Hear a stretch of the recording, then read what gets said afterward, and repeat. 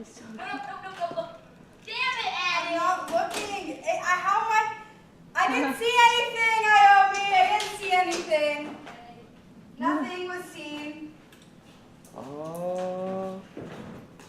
You're wild for that, Addie. I am wild for that. Where the combs? Go, TJ.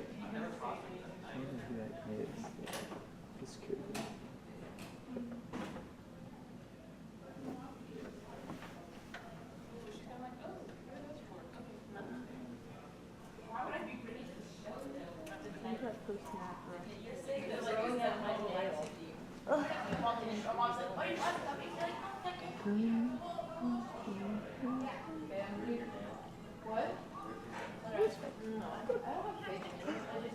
Didn't see anything. Layla, we're opening the house in a second. We're opening the house in a second. Hope everyone knows that. All right, so where are they? Huh? Where are they? They're coming. Where are they? They are here. And if you say Shake Shack, I'm just shutting the show down for the night. And you can have that on film, too. They are. I believe we are live. They should be. Oh, they're close. They're here. They're here.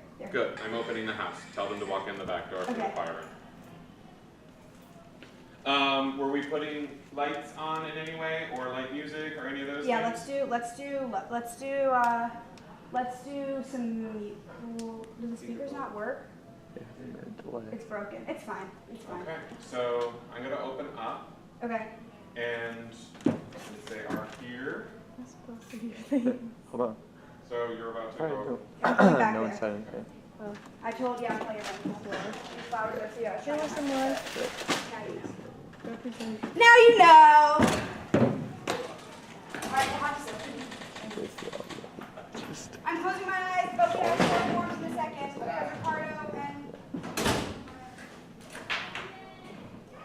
Hi, Tiffany. Hey.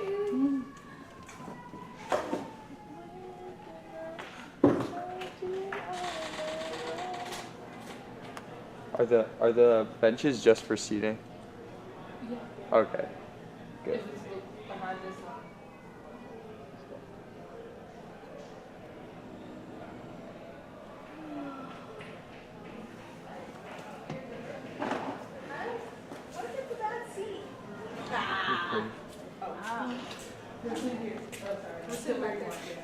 Oh, are they sitting there? No, I'm sitting in a different spot. No, come here.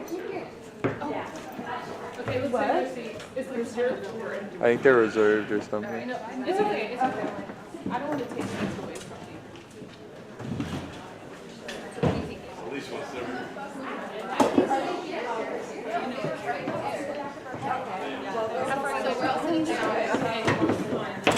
Well, you were here last night, right? I got my spot. I'm sorry. I'm just Sorry. Okay. How many are you taking? Just a couple. No more. Sorry. Yeah, you get those three.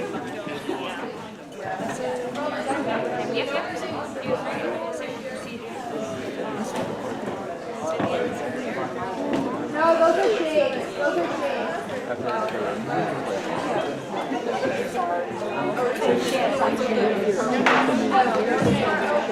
I don't know whose these are good. You just move them.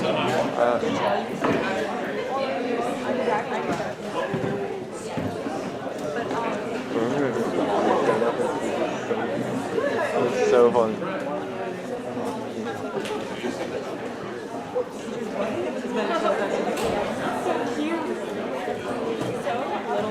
Is this take?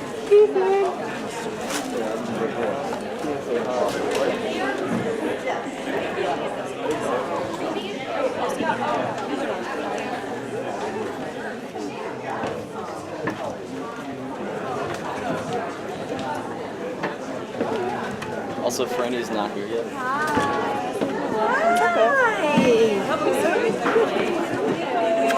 Happy birthday, right? Tuesday. Yeah. Okay, yes. Is this okay? Yeah, we're filming I'm this show. short. Can I mic Yeah, away let's at all? see. Let's see. Or is the person No, that's I think we're filming good. here? I think we're good. There you go.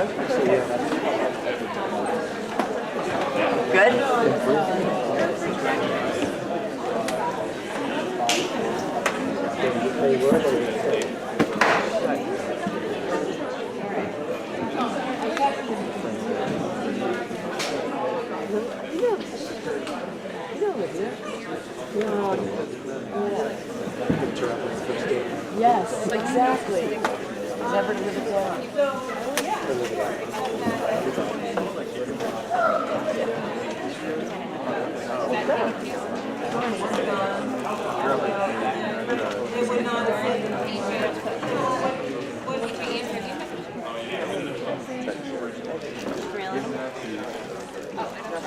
Yeah.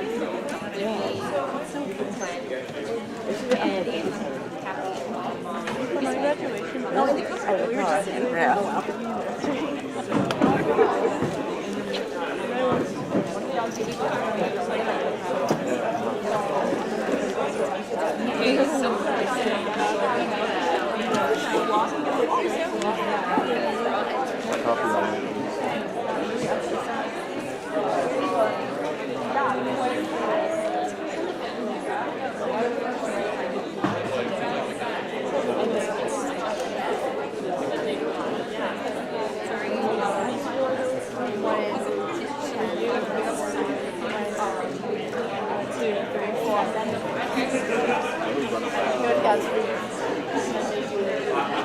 One, two, three, four.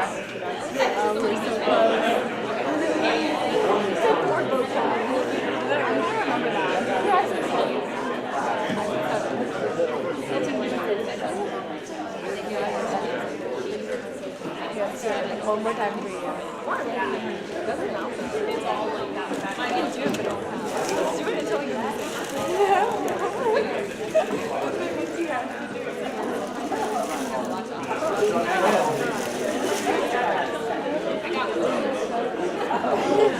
She won, you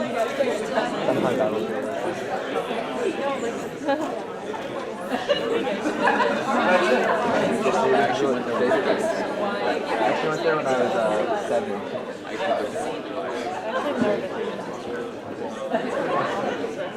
Pretty high place.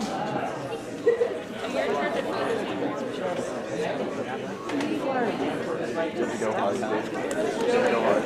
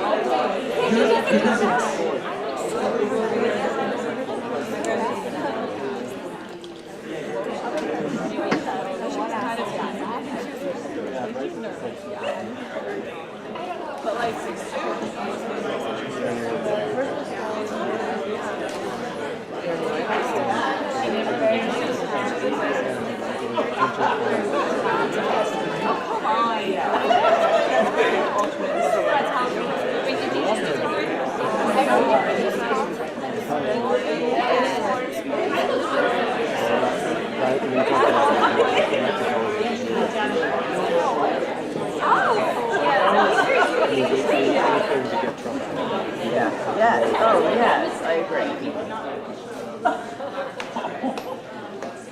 Oh, I see it.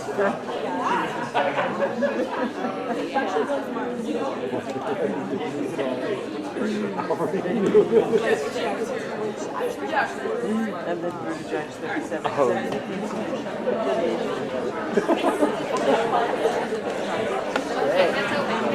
Mr. Harper.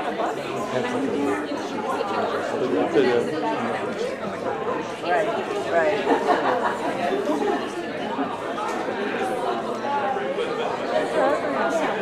Yeah, so PJ's, yeah.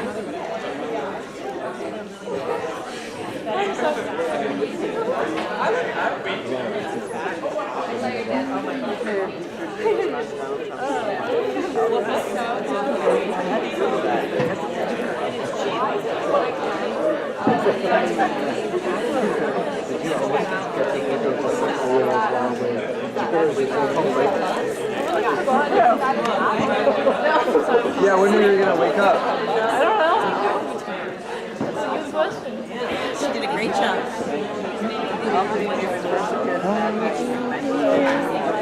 It's really fun to see. It's really fun. Yeah, it really is.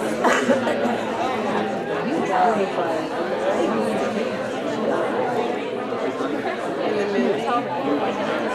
Yeah, I have not seen it. Neither have I. Whatever.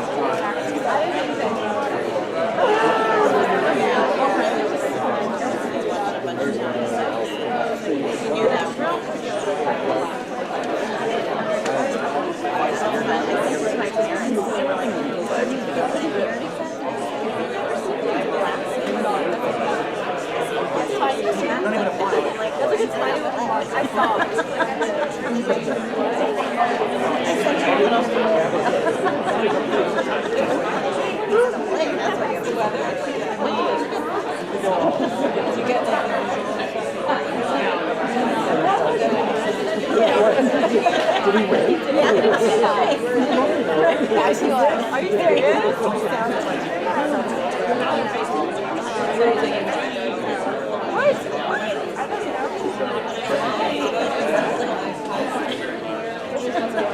Yeah, actually, she did. Right now, please.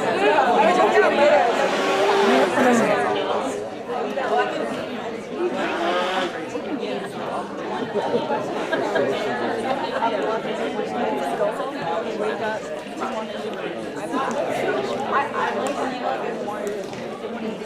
Today I haven't been able to study all week. It's not like I'm actually going to worry about the guys on the project because I'm not ready. I haven't even gone. No way. Yeah. No one is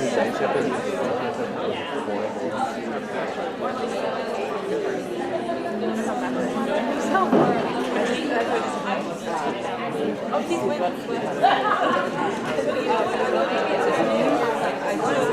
Okay, I didn't show them. Actually, yeah, I'm not that tired. You have a migraine? I feel like that would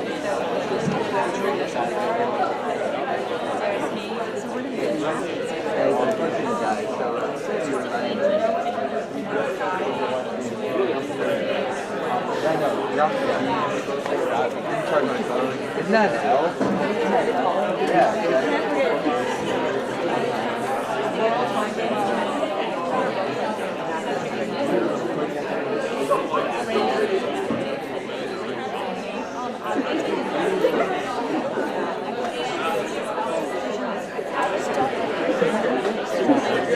You don't know.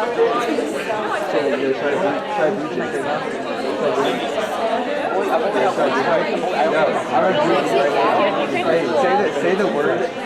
Say the word and I'll do it.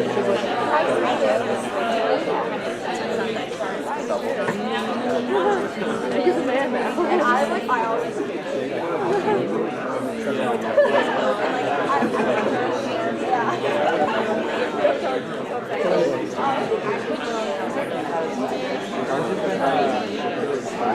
No, I started. She doesn't like it.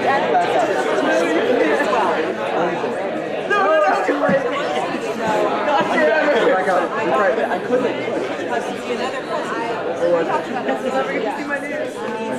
Yeah. For So much worse.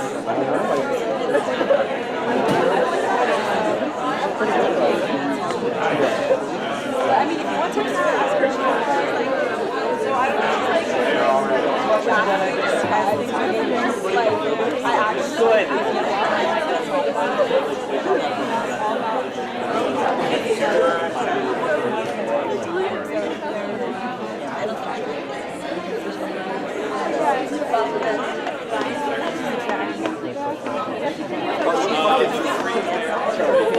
Yo, you didn't have you hadn't opened that yet?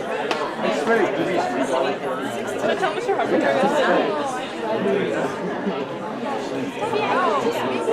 I sent that to you on purpose.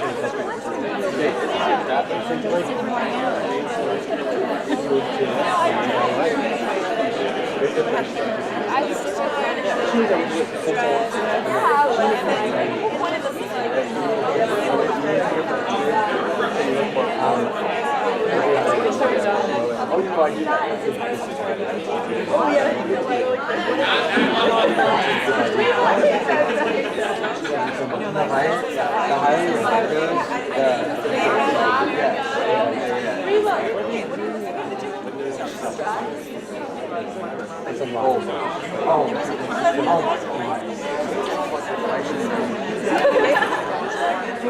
Why is it a 90?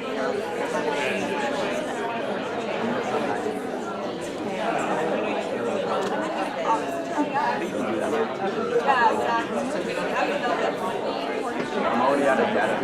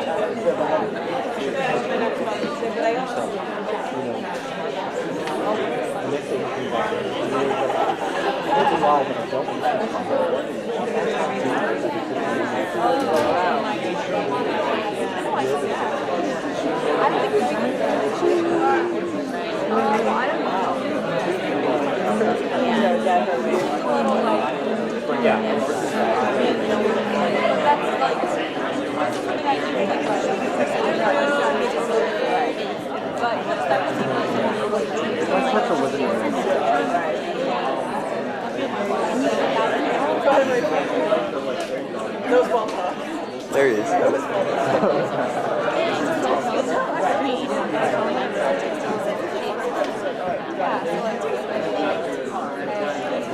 Leave that.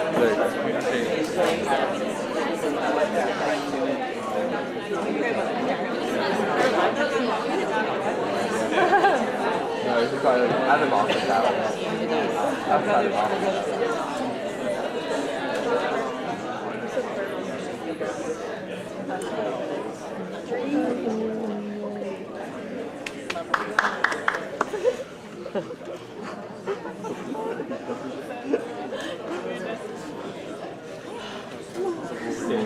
What's my joke? Okay.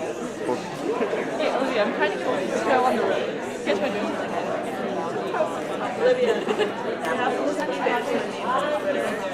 Oh, stop, Olivia, I'll show you some. Everyone's freaking out about minute because That's me! I forget everything. I skipped it. We talked a lot about it.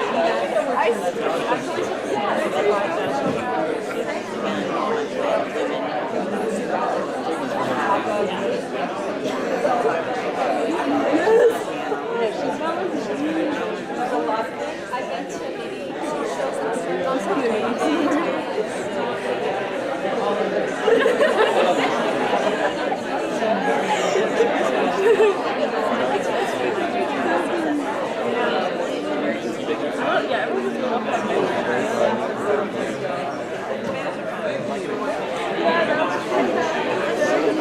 fix the highlights. I'm also convinced that like, that movie is so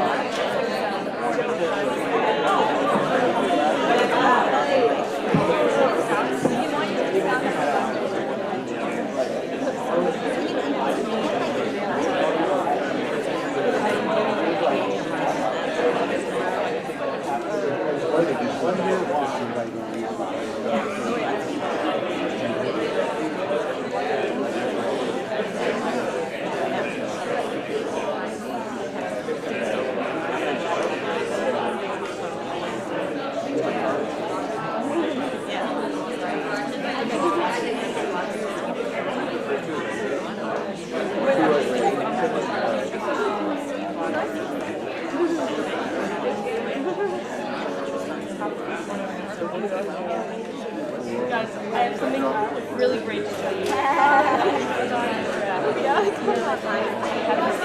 I'm not putting my locks in right now. Yeah, I'm probably going to take my inhaler right now.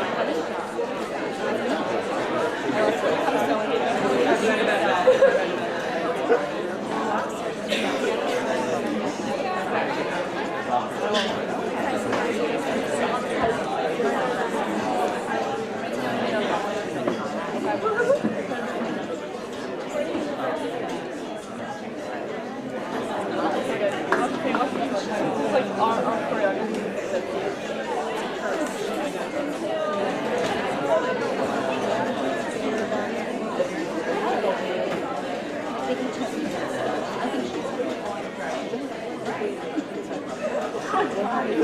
Man, I'll show you. I made a trailer where I take my thumb to the ceiling. That's so fun. Are they work about this?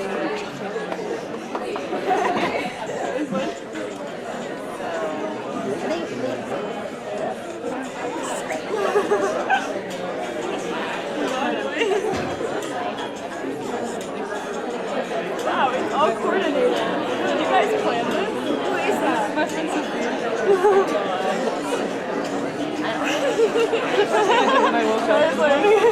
I've seen, I watched it like 10 times. You did? I'm so I've sorry. seen. Hi, everybody.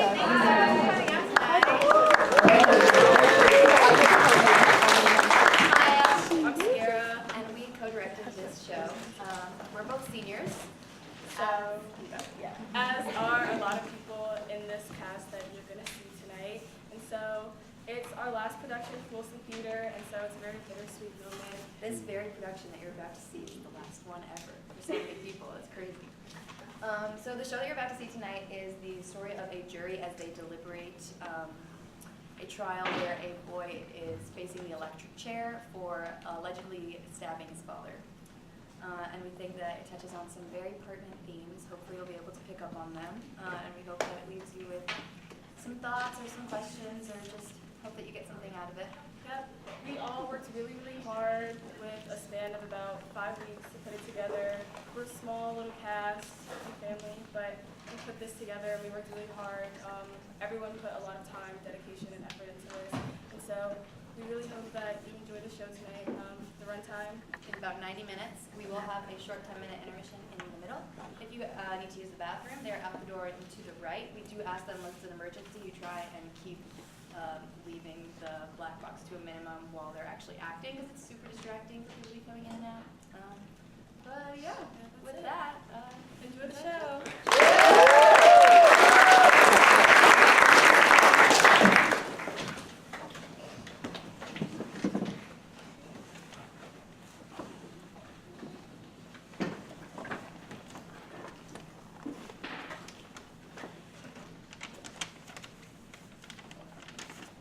And that concludes the court's explanation of the legal aspects of this case. And now, ladies and gentlemen of the jury, I come to my final instruction to you, murder in the first degree. Premeditated homicide is the most serious charge tried in our criminal courts. You've listened to the testimony, and you've had the law read to you and interpreted as it applies to this case. It now becomes your duty to try and separate the facts from the fancy. One man is dead, another man's life is at stake.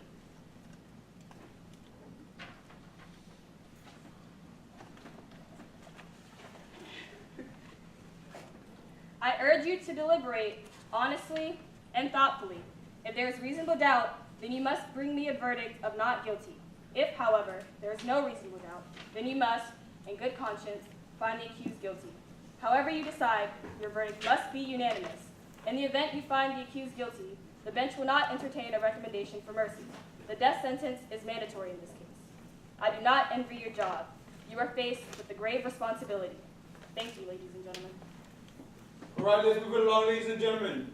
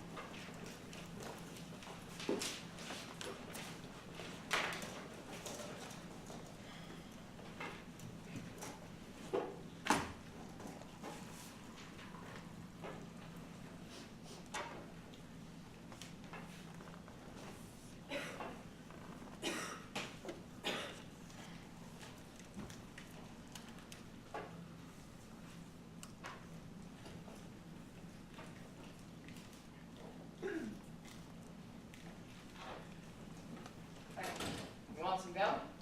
No thanks. Have some. I phoned up for the weather. This is the hottest day of the year. You think they'd at least air condition the place? I almost dropped dead in court. All right, everyone. Everyone's here. If there's anything you need, I'm right outside. Just knock.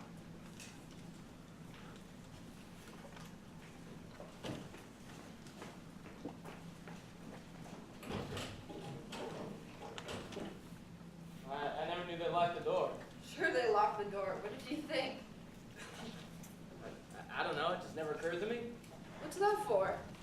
Well, I was figuring you might want to vote by ballots. Yeah, ballots. Great idea. Maybe we can get him elected senator. Well,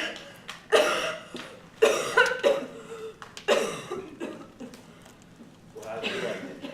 I don't know. It was really interesting. Yeah, I was falling asleep. I mean, I've never been on a jury before. Really? I've sat on juries, and it always amazes me how these lawyers can talk and talk and talk, even when the case is as obvious as this one. I mean, you ever hear so much talk about nothing? Well, I guess they're entitled. Yeah, sure they are. Everybody deserves a fair trial. That's the system. Look, I'm the last one to say anything against it, but if it was up to me, I think we ought to take these tough kids and slap them down before they cause any trouble, you know. Just save us all a lot of time and money. Hey, let's get started here. Yeah, let's get this thing over with. We probably all got things to do. Well, I was figuring we could take a 5-minute break. I mean, the old man's still in the can. Are we gonna sit in order, or? I don't know. Not a bad view. What did you think of the case? It had a lot of interest for me. No dead spots, you know what I mean? I'll tell you, we were lucky to get a murder case. I figured us for a burglary or an assault or something. I mean, those would be the dullest. Say, isn't that the Woolworth book? That's right. Funny. I've lived here all my life, and I've never been in it.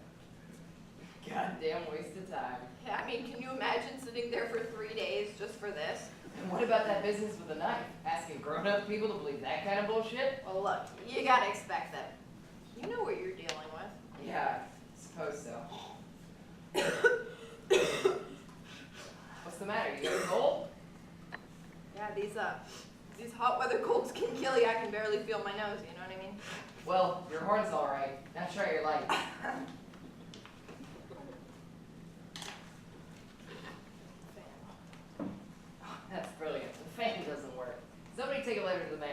Here, stingy. Let me take a look at it. Doesn't work. Say, I didn't get a chance to look at the papers today. Anything new going on? I was just wondering how the market closed. I wouldn't know. Are you on the exchange or something? I'm a broker. I run a messenger service, the back and call company. It's my wife's idea. We employ 37 people. Started with nothing. Hey, Mr. Foreman, let's get going here. What do you say? All right, ladies and gentlemen, let's take seats. It's better be quick. I gotta take us to a game tonight. Yankees, Cleveland. We got this new kid pitching, Majaluski, whatever his name is. A real bull, this kid. Shoe. Real jug handle. Say, you're quite the ball fan, aren't you? Where do you want us to sit? Well, I was figuring we could sit in order of jury numbers. 2, 3, 4, so on. If that's okay with you all? Well, what's the difference? I think it's reasonable to sit according to number. Okay.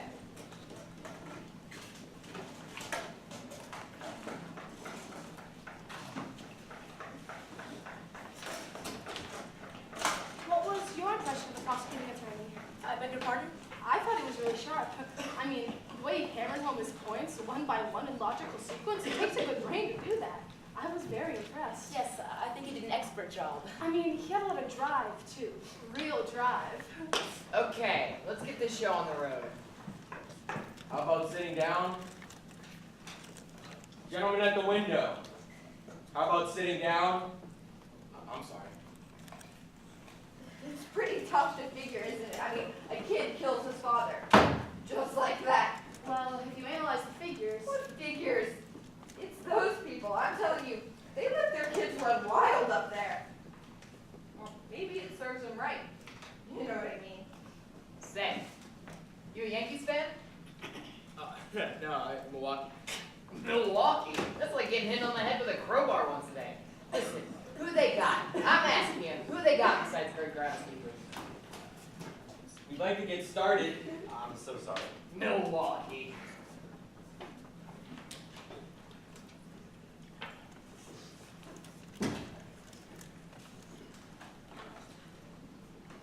All right. Now you all can do this any way you want to. I'm not gonna have any rules. You want to talk first, then vote? That's one way. You want to vote first to see where we stand? That's fine with me. Well, that's all I have to say. Well, I think it's customary to take a preliminary vote. Yeah, let's vote. Who knows? Maybe we can all go home. It's up to you. Just know we have a first-degree murder charge on our hands here. If we vote guilty, we send the accused to the electric chair. That's mandatory. Well, I think we all know that. Yeah, let's vote. Let's see who's where. Okay? Does anyone object? It has to be a 12-0 vote either way. That's the law. All right? Are we ready? All those voting guilty, raise your hands.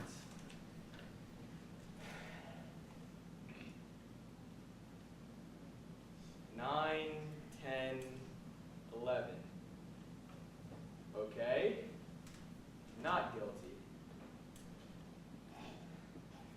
1. Right. The vote is 11-1 in favor of guilty. Now we know where we are.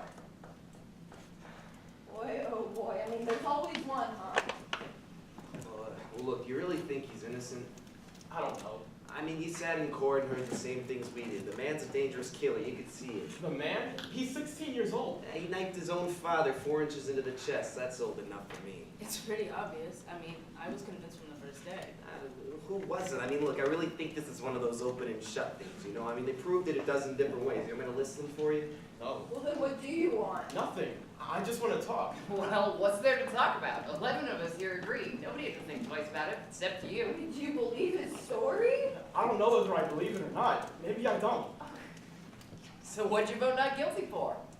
There were 11 votes for guilty. It's not easy for me to raise my hand and send a boy up to die without talking about it first.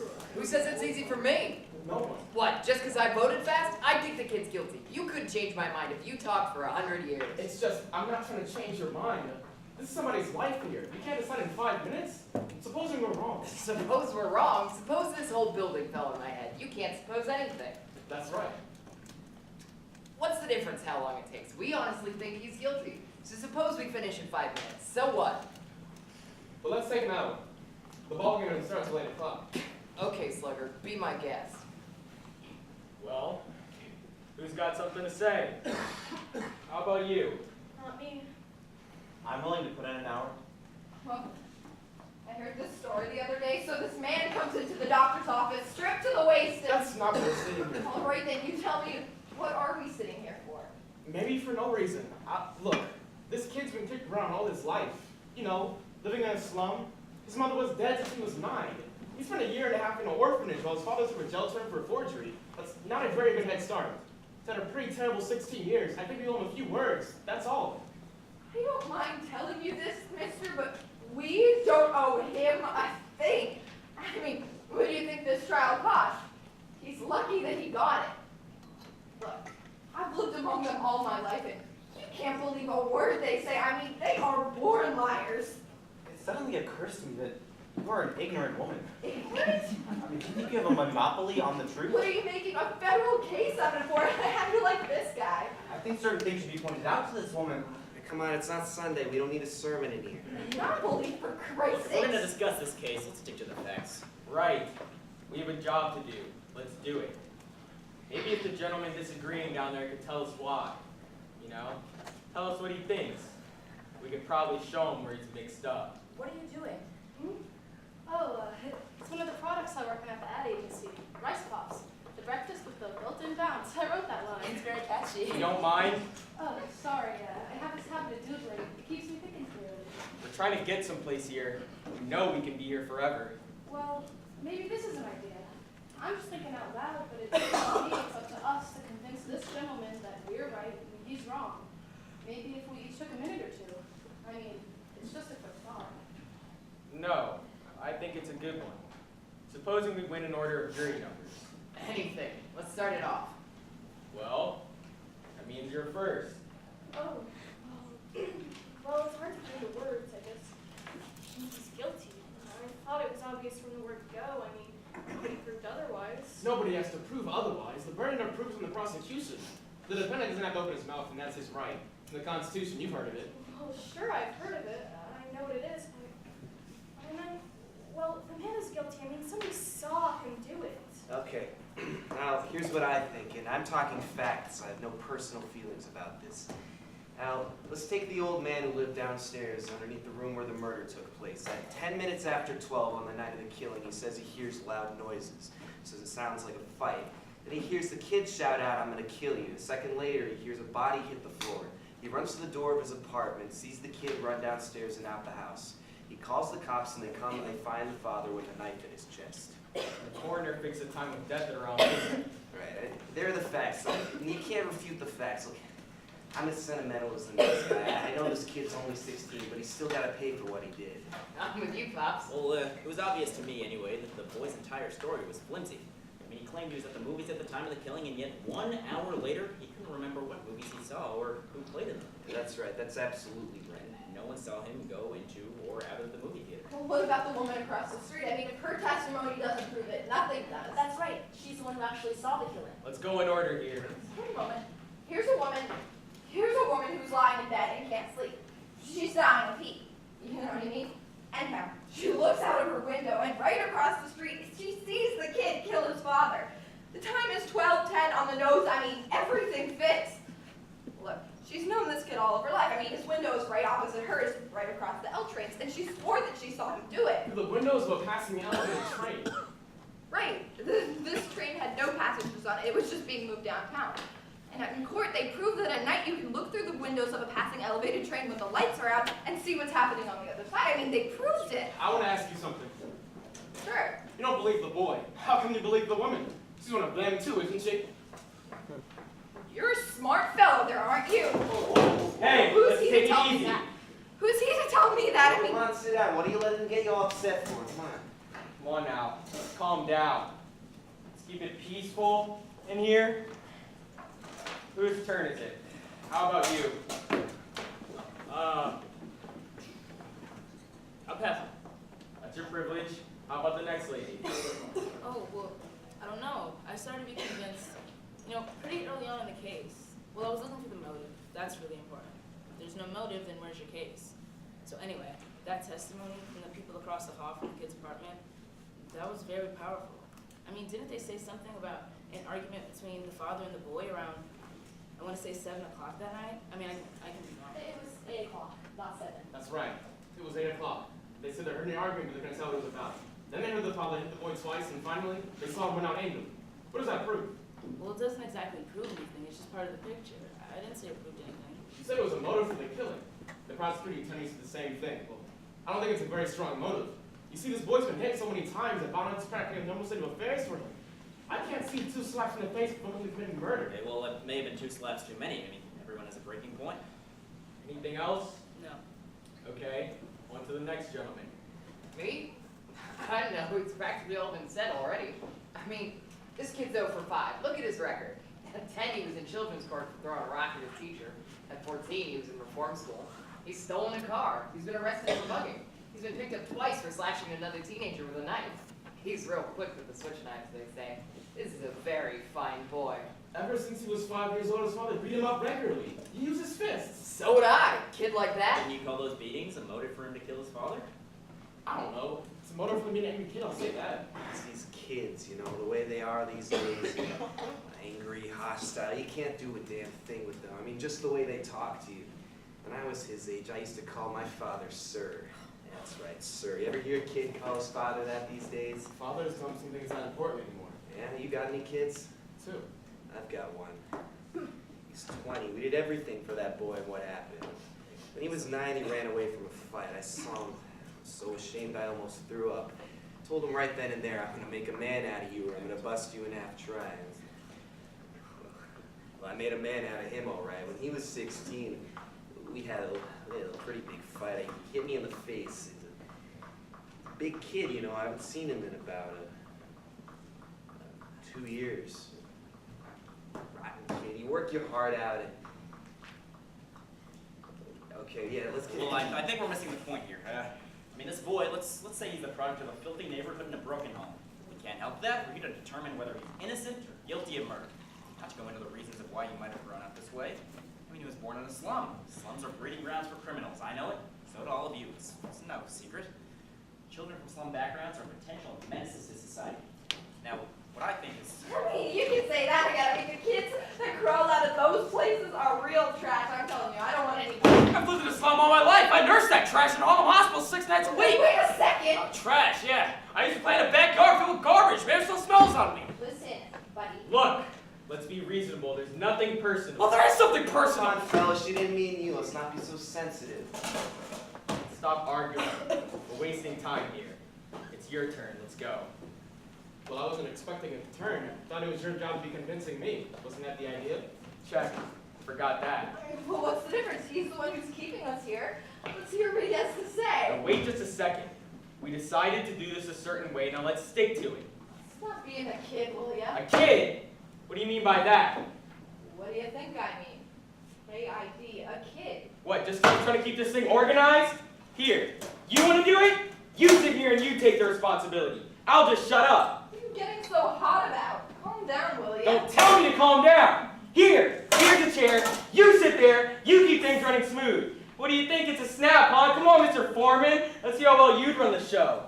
Have you ever seen such a thing? What, you think this is funny or something? Take it easy. The whole thing's unimportant. Unimportant? Do you want to do it? No, listen, you're doing a beautiful job. Nobody wants to change. Yeah, you're doing great. Hang in there and pitch.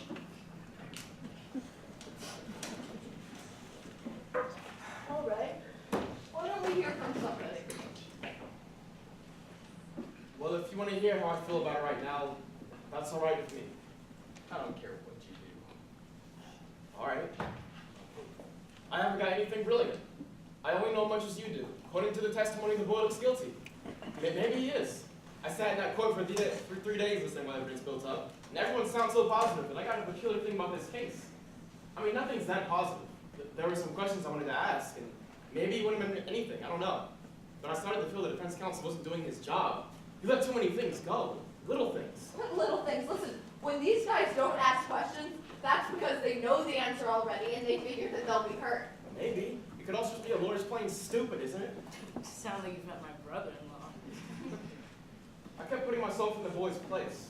I would have asked for another lawyer. I mean, if I were on trial for my life, I would have wanted my lawyer to tell the prosecution when it's to shreds, or at least try. Look, there was one alleged eyewitness of this killing. Someone else claims to have heard the killing and saw the boy running down the stairs, but actually, those two witnesses make up the entire prosecution for the case. Supposing they're wrong. What do you mean, supposing they're wrong? What's the point of having witnesses at all? Could they be wrong? They sat on the stand under oath. What are you trying to say? They're only people. People make mistakes. Could they be wrong? No, I don't think so. Do you know so? Well, now listen, nobody can know a thing like that. This isn't an exact science.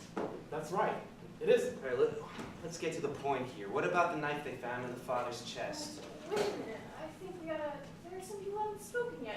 Well, listen, they can talk whenever they like. Now, what about the knife? You know that one that upright kid admitted to buying on the night of the murder? Let's talk about it. Okay, let's talk about it. Can somebody bring back in here? I want to see it again. Mr. Ford. Come on, we all know what it looks like. Why do we need to see it again? You brought it All right, up. well, the gentleman has a right to see exhibits and evidence, but the knife and the way it was bought is pretty strong evidence, don't you think? I do. All right, good. I suppose we take these facts one at a time. 1, the boy admitted to leaving his house at 8 o'clock on the night of the murder after being punched several times by his father. He didn't say punch. He said hit. There's a difference between a punch and a slap. After being hit several times by his father. 2, the boy went directly to a neighborhood junk shop where he bought one of those, what do you call them?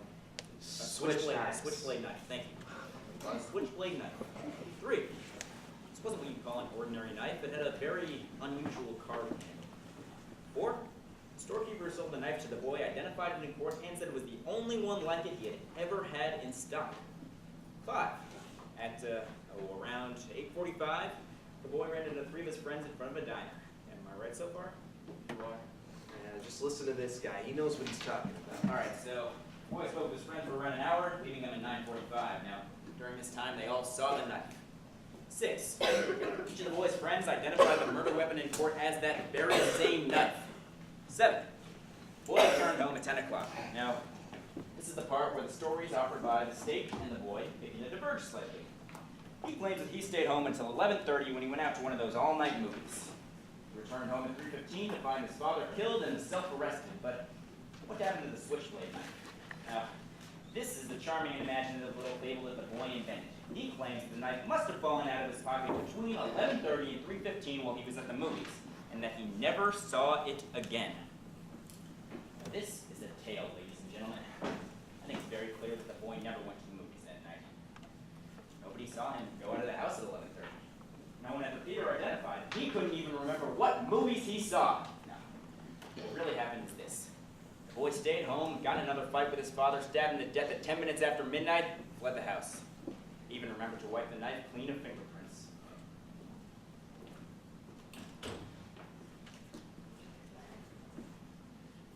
Everyone connected with the case identified this knife. Now, are you trying to tell us that it really fell out of the boy's pocket, and that somebody picked it up, went to his house, and stabbed his father with it just to be amusing? No, I'm saying it's possible the boy lost a knife and somebody stabbed his father with a similar knife. I mean, it's possible. Take a look at that knife. I've never seen one like it before, and neither are the storekeeper who sold it to the boy. Aren't you asking us to accept a pretty incredible coincidence? I'm not asking anyone to accept it. I'm just saying it's possible. And I'm saying it's not possible.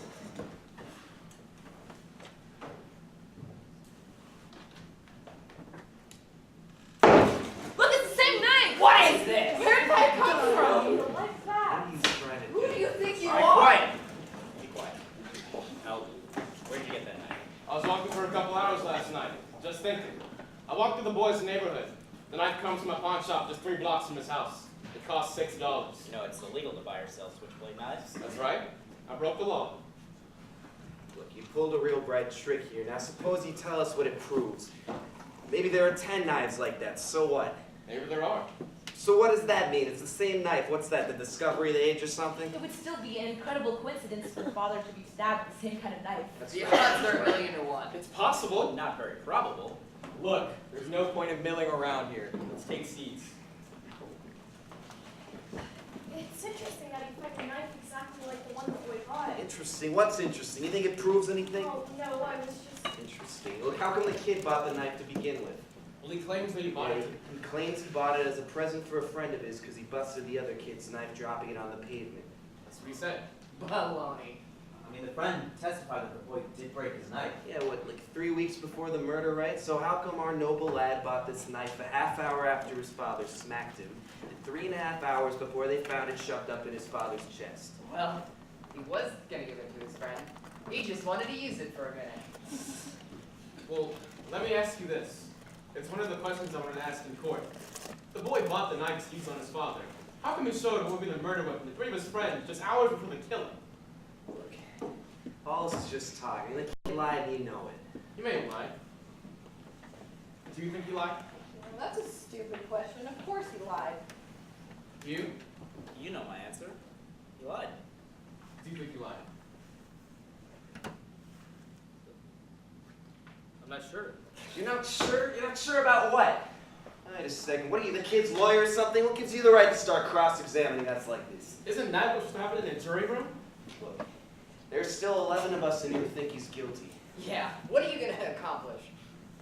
You're not gonna change anybody's mind, so if you want to be stubborn and hang this jury, go ahead.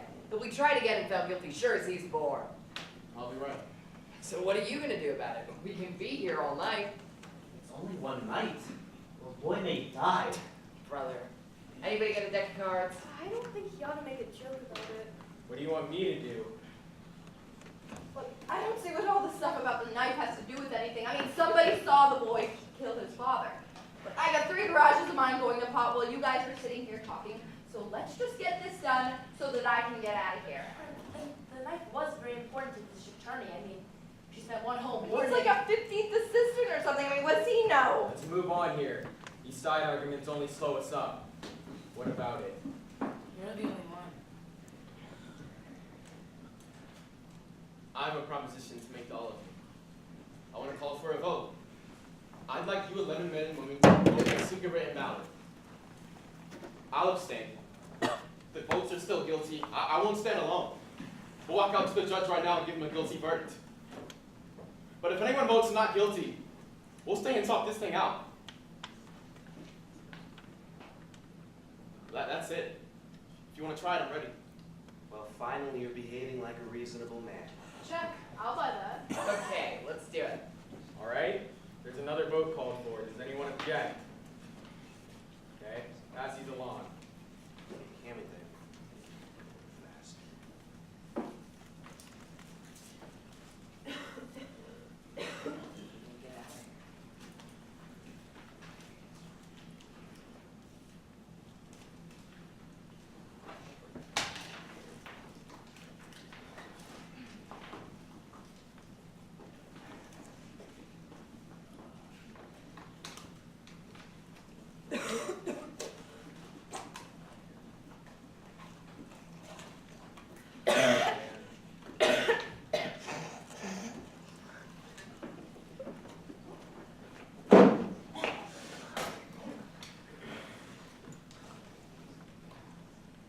Guilty. Guilty. Guilty. Guilty. Guilty. Guilty. Guilty. Guilty. Guilty.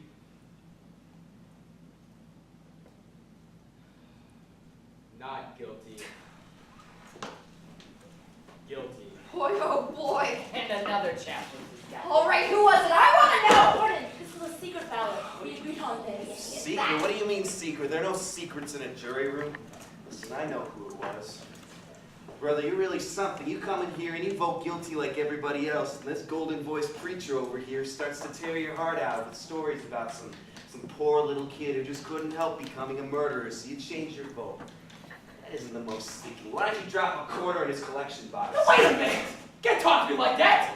No, where does he get the right to shout? Let's just calm down. No, who does he think he is? Sit down.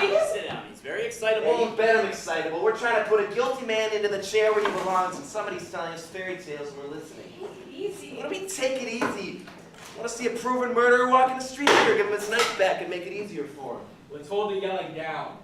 Who's got something constructive to say? Pardon. I've always thought that in this country, people are entitled to have unpopular. Let's stick to the subject. What made you change your vote? He didn't change his vote. I did. Would you like me to tell you why? No, I wouldn't like you to tell me why. Well, I'd like to make it clear, anyway, if you don't mind. Oh, do we have to listen to this? I mean, it's. The man wants to talk. Thank you. This gentleman has been standing alone against us. He doesn't believe the boy isn't guilty, he just isn't sure. It's very hard to stand against the ridicule of others. He gambled for support, and I gave it to him. I respect his motives. The boy on trial, he's probably guilty, but I want to hear more. The vote is 10-2. I'm talking here. You have no right to just walk away from me. We can't hear you. You never will. Well, if the speech is over, maybe we can go on. No. I think we need a break. One man's in there. Let's wait for him. Looks like we're really hung up here. I mean, that thing with the old man was pretty unexpected. I wish I knew what we could break this up. You know, in advertising, I told you I work at an ad agency, didn't I? Well, there are some pretty strange people. They're not strange, really. They just have peculiar ways of expressing themselves. You know what I mean? Well, I'm sure it's the same in your business, right? What do you do? I'm a watchmaker. Really? The finest watchmakers come from Europe, I imagine. Anyway, I was telling you, in the agency, when we reach a point like this in a meeting, there's always some character ready with an idea. And it kills me. I mean, it's the weirdest thing sometimes, the way they precede the idea with some kind of phrase. Like, oh, some account exec will say, here's an idea, let's run it up the flagpole and see if anyone salutes it. Or, let me put it on a bus and see if it gets off at Wall Street. I mean, it's idiotic, but it's funny.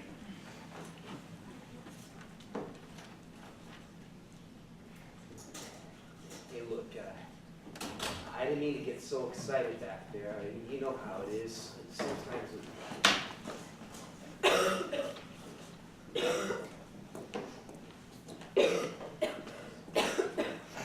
Say, you a salesman? I'm an architect. You ever heard of the soft sell? I tell you, you're pretty good at it. I got a different technique. Jokes, drinks, knock 'em on our asses. I made $27,000 last year selling marmalade. That's not bad, considering marmalade. Listen, what are you getting at? Kicks? The boy's guilty, so let's all go home before we get sore throats. What's the difference whether you want to hear it at the ball game? No difference, pal. No difference at all. Nice bunch of guys. Guess it's the same as any. That loud, angry guy, the one who was telling us about his kid, the way he was talking, boy, that was an embarrassing thing. Yeah. What a murderous day. Think we'll be much longer? I don't know. Look, he's guilty for sure. There is not a doubt in the whole world.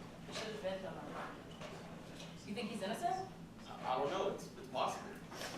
Listen, I don't know you, but I bet you've never been wrong in your life. You ought to wrap it up. You're wasting your time. Suppose it were you on trial. I'm not used to supposing. I'm just a working woman. My boss is supposing. But I'll try one. Suppose you talk us out of all this and the kid really did know his father.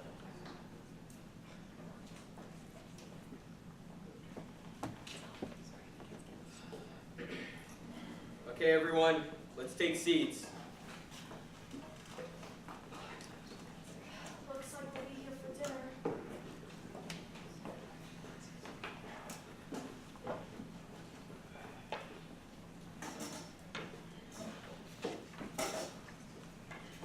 Okay, let's get down to business. Who wants to start it off? I'd like to. Maybe it would. Pardon me. Oh no, go ahead. It's quite all right. Okay, well, this is just a small point, but the boy had a motive for the killing, you know, with the beatings and all. So if he didn't do it, who did? I mean, who else had the motive? That's my point. I mean, nobody just goes out and kills someone without a motive.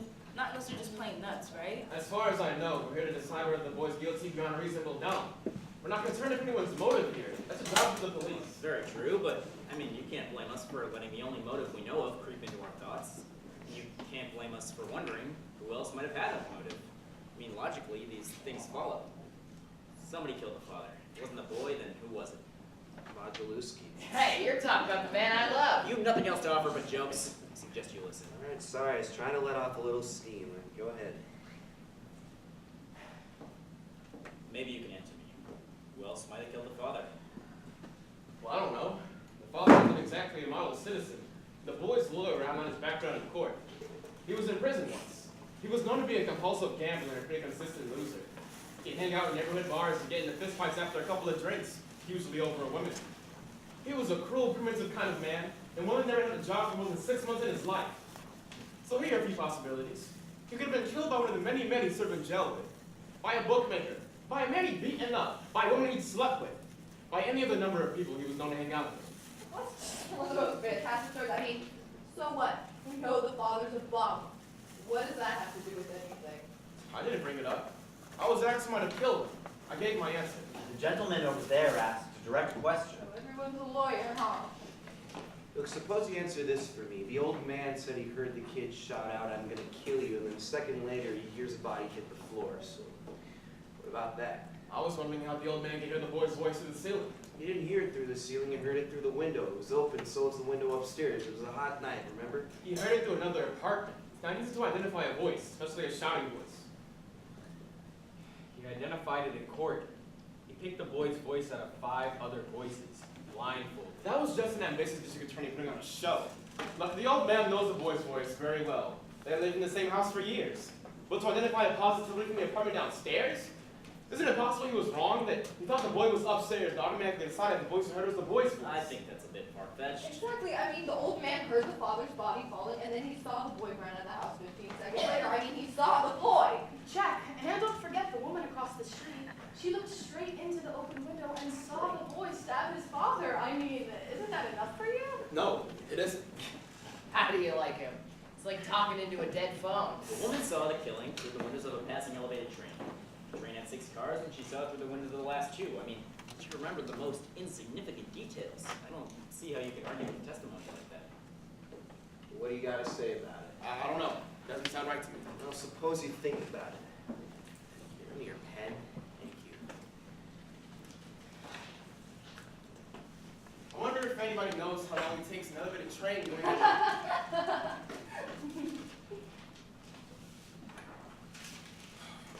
Hey, wait a second! This isn't a game! What are you All doing? right, take it easy. Got a good mind to tell him. Now, please. I don't want any fights in You here. see him? The nerve, the absolute nerve. Right, calm down. It's not important. Come on, The Nick. game. Who the hell does he think he is? It's all over. Sit down. It's all over. I want an apology. Okay, Noisy, he apologizes. Now let's hear what the man has to say.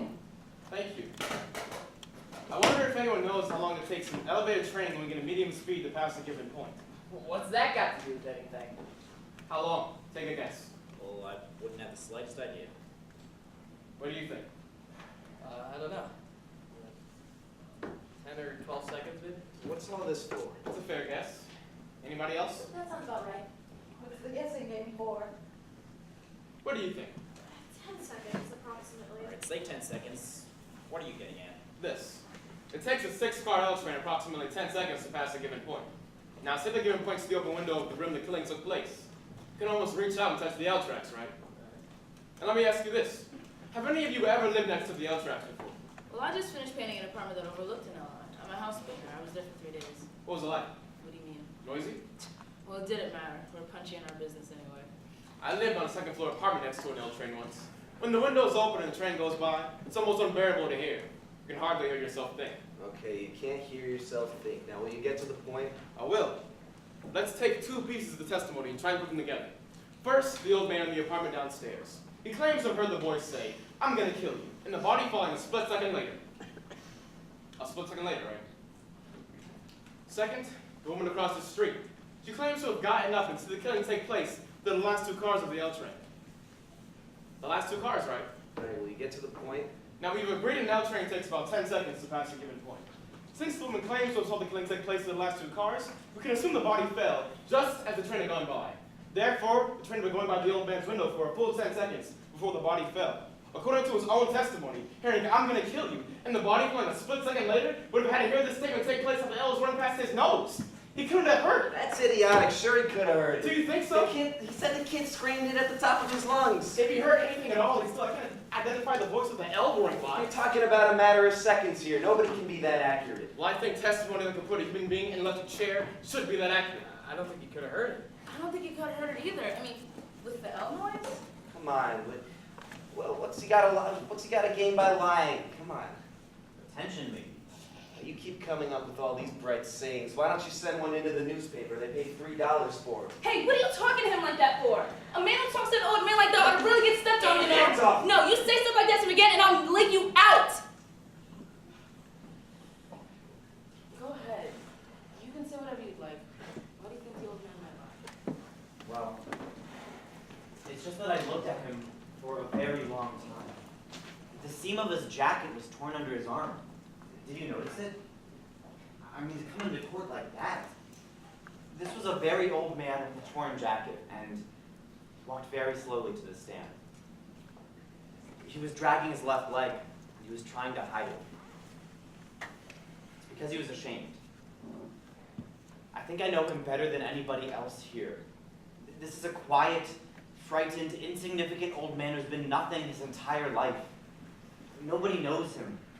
He's never had his name in the newspaper. Nobody listens to him. Nobody recognizes him. Nobody comes to him for advice after 75 years. That's a very sad thing, to be nothing. A man like this needs to be listened to be talked to be quoted just once. This is very important. It would be so hard for him just to receive Now, the back. wait a minute. Are you trying to tell us that he lied just so he could be important once? No, he wouldn't really lie, but perhaps he'd make himself believe he heard those words and saw the boy's face. This is the most fantastic story ever. I mean, how can you make up a thing like that? What do you know about it? Ladies and gentlemen, his case is based on a logical and reasonable progression of facts. Let's keep it that way. Facts may be colored by the personalities of people who present them. Anybody want a cough drop? I'll take one. Thank you. Say what you like. I still don't see how anybody could think the boy's not guilty. There's something else I want to bring up. I think we proved the old man couldn't hear the boy say, "I'm going to kill you." But supposing... Proved? We haven't proved a thing. What's he talking about? But supposing he really did hear this statement. This phrase, how many of us all used it? Probably hundreds. I can kill you for that, darling. Do that once more, Junior, I'm going to kill you. Come on, Rocky, kill him. We say it all the time. Doesn't mean we're actually going to kill somebody. Wait a second. The phrase was, "I'm going to kill you," and the kid screamed it at the top of his lungs. Anybody says a thing like that the way he said it, they mean it. Oh, gee, I don't know. I remember I was arguing with the guy I worked next to at the bank a couple of weeks ago. So he called me an idiot. So I yelled at him. No, listen, this guy's trying to tell us things that aren't so. The kid said he was going to kill him, and he did kill him. Let me ask you this. Do you really think the boy would yell this thing for the entire neighborhood to hear? I don't think so. It's much too bright for that. Right? He is a common, ignorant slob. I mean, he don't even speak good English. He doesn't even speak good English. I want to change that vote tonight. Now you've got to be kidding me. You heard? Are you sure? Yes, I'm sure. The vote is 9-3 in favor of guilty. Well, if that isn't the living act, what are you basing it on? Stories this guy made up? I mean, he should write for Amazing Detective Monthly. He'd make a fortune. Listen, there are facts staring you in the face, and every single one of them says this kid killed his old man. For crying out loud, his own lawyer knew he didn't stand a chance from the beginning. His own lawyer. You could see it. He deserves the chance. Does he? This happened before someone's been convicted of murder and executed, and years later someone else confesses to the crime. Sometimes the facts staring in the face are just wrong. I'm talking to him, not you. Boy, this guy's something. Listen, the kid had a lawyer, didn't he? His lawyer presented his case, not you. So how come you got so much to say about it? The lawyer was court-appointed. What's that supposed to mean? Well, it can mean a lot of things. It can mean he didn't want the case, that he resented being appointed. It's the kind of case that brings him nothing. No money, no glory, not even a good chance of winning. Not a very promising situation for a young lawyer. He'd have to really believe in his client to put up a good fight. Now, just stated a minute ago, he obviously didn't. Sure he didn't. Who in hell could, except God come Earth or somebody? Come on already, look at the time. Pardon, I have some notes here. Notes. I've been listening very closely, and it seems to me that this man has some very good points to make. From what was presented at the trial, the boy looks guilty, but if we go deeper... Come on, will ya? There's a question I'd like to ask. We assume the boy killed his father. He stabbed him in the chest and ran away. This was 10 minutes after 12. Now, how was he caught by the police? He came home at 3 o'clock or so and was captured by 2 detectives in the hallway of his home. My question is, if the boy really did kill his father, why would he come back 3 hours later? I mean, would he be afraid of being caught? Look, he came home to get his knife. It's not very nice to leave knives sticking out of people's chests. Yeah, especially relatives. The boy knew that there were people who could identify the knife as the one he had just bought. He had to get home before the police could. But if he knew the knife could be identified, why would he leave it there in the first place? Well, I think we can assume that the boy ran out in a state of panic after killing his father, and it wasn't until hours later when he calmed down that he realized he forgot the knife. This then depends on your definition of panic. I mean, he was calm enough to see to it that there were no fingerprints on the knife. Now, where does panic start, and where did it end? Hey, look, you can forget all the other stuff. The kid still came home to get his knife and get rid of it. 3 hours later? Sure, 3 hours later. If I were the boy and I had just killed my father, I would not come back 3 hours later. I'd be afraid the police were there. Look, you voted not guilty, didn't you? What side are you on? I don't believe I have to be loyal to one side or the other. I'm just asking questions. Well, this is just off the top of my head, but if I were the boy and I'd, done the stabbing and everything, I'd probably take a chance and go back for the knife. I'll bet he figured no one had seen him and that the body probably wasn't even discovered yet. After all, it was the middle of the night. I'll bet he figured no one would find the body till the next day. Pardon, here's my whole point. The woman across the street testified that the moment she saw the killer, that is, the moment the L train went by, she screamed and ran to telephone the police. And the boy must have heard the scream and knew somebody saw something. I don't think he would have gone back if he was murdered. All right, 2 points. 1, in a state of panic, the boy might not have heard the scream. Perhaps it wasn't very loud. 2, if he did hear the scream, it's possible he didn't associate it with his own act. I mean, remember, the boy lived in a neighborhood where screams are fairly commonplace. Well, there you go. There's your answer. Maybe. Maybe he did stab his father. Didn't hear the woman's screams. Did run out in a panic. Did calm down 3 hours later to come back and get the knife, risking being caught by the police. Maybe all those things happened, but maybe they didn't. I think there's enough doubt to make us wonder if he was even there during the hours the killing took place. Doubt? What do you mean, Dad? I mean, didn't the old man see the kid run out of the house? He's twisting the facts, I'm telling you. Did or didn't the old man see the kid run out the house at 12:10? Well, did or didn't he? He says he did. Says he did. Boy, oh boy. Well, did or did the woman across the street see the kid kill his father? I mean, she says she did. You guys are making it out like it doesn't matter what people say. But you want to believe, you believe. But you don't want to believe, you don't. I mean, what the hell do you think these people get up on the witness stand for? Their health?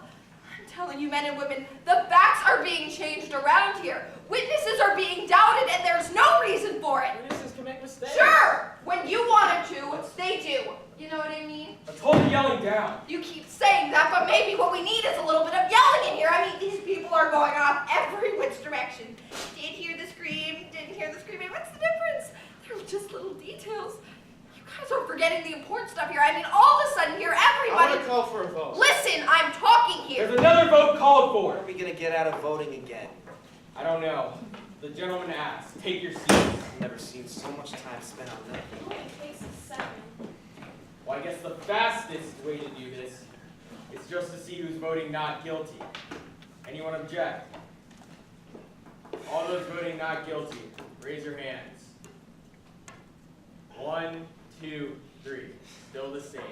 So now where are we? I'm telling you, we can yak until next Tuesday here. Where's it getting us? I vote not guilty. I mean, we're all going crazy in here or something. This kid is guilty. Why don't you pay attention to the facts? This is getting to be a goddamn joke. The vote is 8-4 in favor of guilty. I mean, everybody's heart is starting to bleed for this punk little kid. It's like the president just declared love your underprivileged brother week or something. I want you to tell me why you changed your vote. Come on, give me a reason. I don't have to defend my decision to you. I have reasonable doubt in my mind. Reasonable doubt. That's nothing but words. Here, you see this? The kid who just decided isn't guilty was seen ramming this into his father's chest. Now, as for that, this is reasonable doubt. That's not the knife. Don't you remember? This isn't the craziest. I mean, you're sitting here pulling stories out of thin air. What are we supposed to believe? I'm telling you, if this guy was sitting ringside at the Dempsey Burpo fight, he'd be trying to tell us Burpo won. Listen, what about the old man? Are we supposed to believe he didn't get up and run to the door to see the kid tearing down the stairs 15 seconds after he heard the killing? I mean, he's saying he only did it to be important, but what's the point of the whole... Wait, hold on. And the Milwaukee rooter is heard from. Wait, did the old man say he ran to the door? Ran, walked? What's the difference? He got there. No, he said he ran to the door. At least I think he did. Well, I don't remember what he said, but I don't see where he could run. I said he went from his bedroom to the front door. Now, isn't that enough? wait a minute. Where was the bedroom again? Down the hall somewhere. I thought you remembered everything. Don't you remember that? No. Mr. Foreman, I want to see a diagram of the apartment. Why don't we have them run the whole trial over again, just so you can get everything straight? Mr. Foreman? I heard you. How come you're the only one who wants to see exhibits all the time? Well, I want to see this one too. Yeah, and I want to stop wasting time. If we're going to start waiting for the business of where the body was found. We're not. Not unless someone else wants to. I want to see whether or not the old man who dragged his legs because he had a stroke last year can make it to his bed, to his front door in 15 seconds. He said 20 seconds. He said 15. No, I'm telling you he said 20. What are you trying to He distort? said 15. He's an old man. How could he be so sure about it? He said 15 seconds, and he was very positive You about it. saw him in court. He was confused. How could he be so positive about anything? I don't see what we're going to prove here. I mean, the man said he saw the boy running out. Well, let's see if the details bear him out. As soon as the body fell, he says he heard footsteps upstairs running to the front door. He heard the front door open and somebody's footsteps jutting down the stairs. He got to his front door as soon as he could. He swears it could have been more than 15 seconds. Now, if the killer began running immediately, Well, maybe he didn't. the old man says he did. You know, you ought to be down in Atlantic City at that hair splitters convention. Hey, baseball, I'm just not making smart remarks all the time. My friend, for your $3 a day, you have to listen to everything. Now that you got that thing out here, what about it? Yeah. This is a diagram of the apartment in which the killing took place. Beneath it is the old man sitting exactly the same. Here are the L tracks. Here's the bedroom, another bedroom, bathroom, living room, kitchen. Here's the hall, and here are the stairs. Now the old man claims to have gotten up from his bed, walked down the hall, opened the door just in time to see the boy running down the stairs. Am I right so far? That's the story for the 19th time. 15 seconds after he heard the body fall. Correct. The old man's bed was next to his window, approximately 12 feet from the bedroom door. The hall is 43 feet 6 inches. Now he would have had to got up, walked 12 feet, down the hall another 43 feet, all in 15 seconds. Do you think he could have done it? Sure he could have done it. You make it sound like a long walk. It's not. For an old man with a stroke, it's a long walk. This is the old man's bed. What's going on here? I want to try something. What do you mean you want to try it? I want to see how long it took him. Why didn't the lawyer bring it up if it's so important? Well, maybe he just didn't think of it.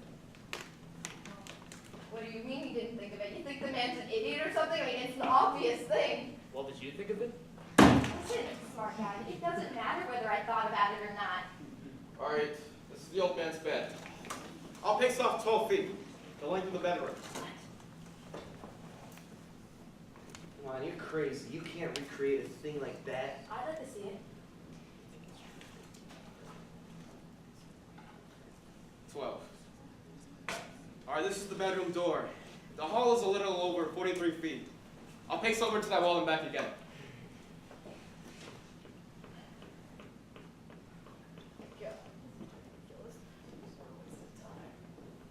Look, I don't see the idea of wasting everybody's time here. 12. According to you, it only take 15 seconds. You can spare that.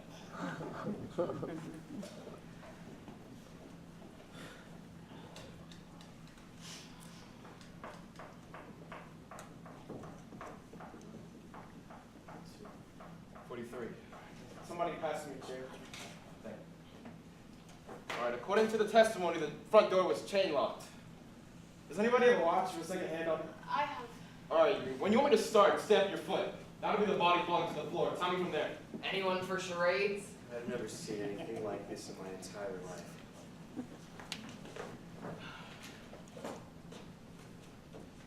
Okay, I'm ready.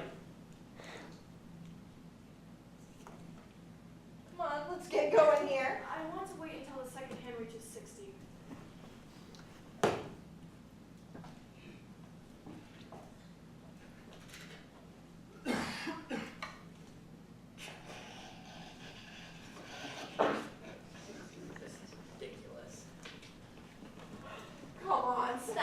mean, he walked twice as fast as that. This, I think, was even more quickly than the old man walked in the courtroom. If you want me to speed up, I will. Come on, will you get this kid stuff over with?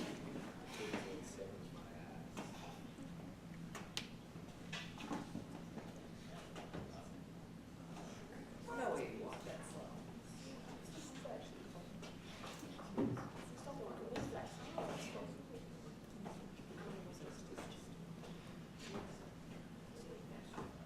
Stop! Right. What's the time? 15, 20, 25, 30, 35, 40, 42 seconds exactly. 42 seconds. This is what I think happened. The old man heard the father and the boy get in a fight hours earlier. While lying in bed, he heard the body fall and the woman across the street scream.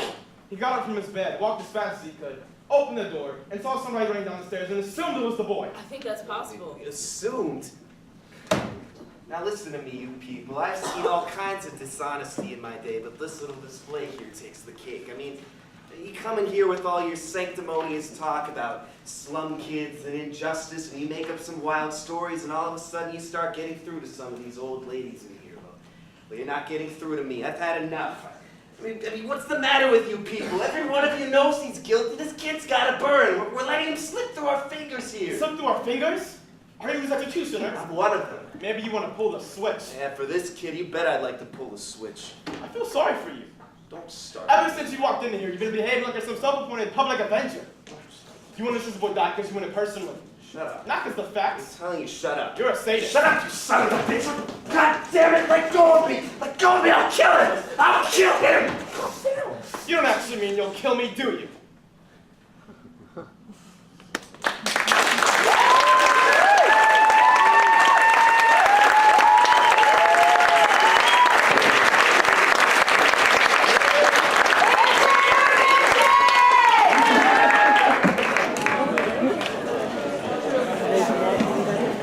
I like it a lot. Yeah. I'm like intrigued. I'm like, yeah, I'm sort of convinced. Yeah. In that movie, I also like it. Oh yeah. Slow burn.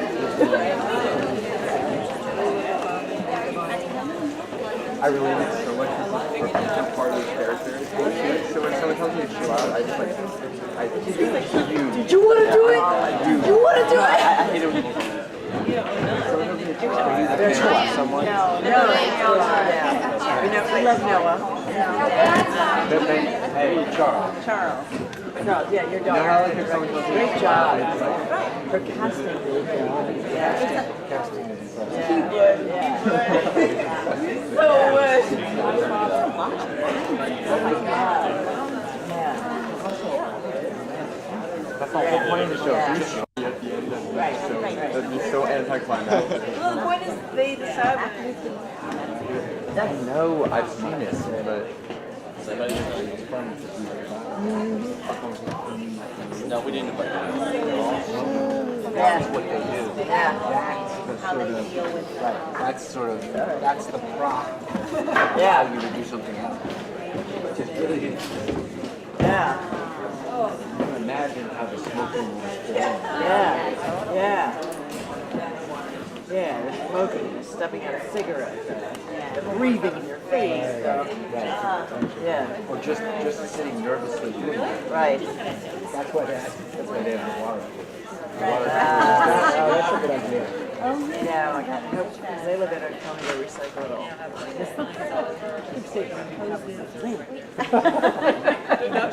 How many cups? Excuse me, plastic cups. Do not drink it. Oh. Okay. South Maryland. That's what I was just telling them. Yeah, that's how I feel.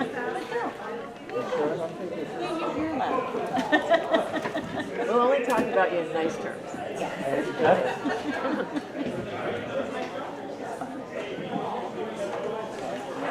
It's really good. But, you know.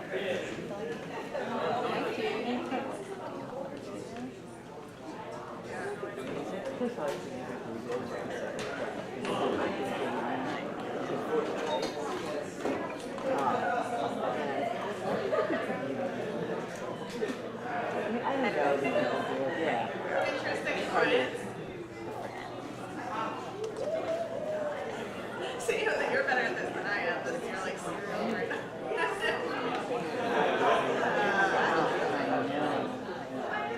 It's fast.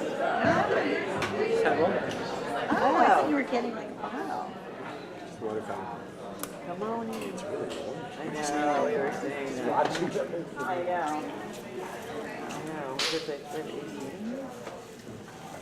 You did it good. Oh, yeah. Good job. Thank you. Yeah, it's really good. How you feeling? Is it different every day? Yeah. Well, you've been here every day too. For you guys. I feel like, yeah, the dynamic kind of changes each night, but it also to me like it's very strong.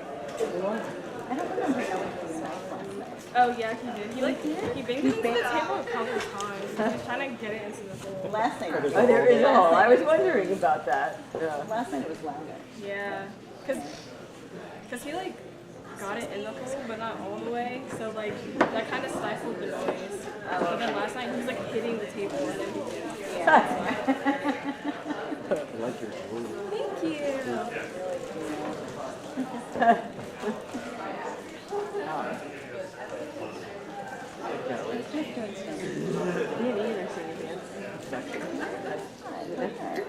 A little like local thing at Do you think you seem like held back? I'm Yeah. not thinking.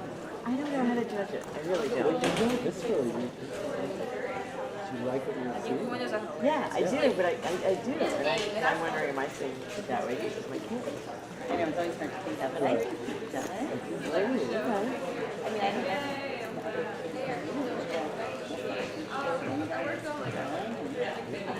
Yeah, and I think, I mean, one day I did. You guys did. Yeah. Yeah. Right. He's perfectly great.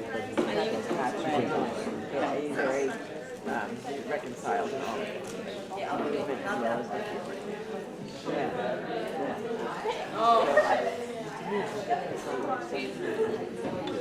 Yeah, no, I know. I'm very excited. Yeah. Yeah, I love because I counter what I say. Maybe we'll talk to him too.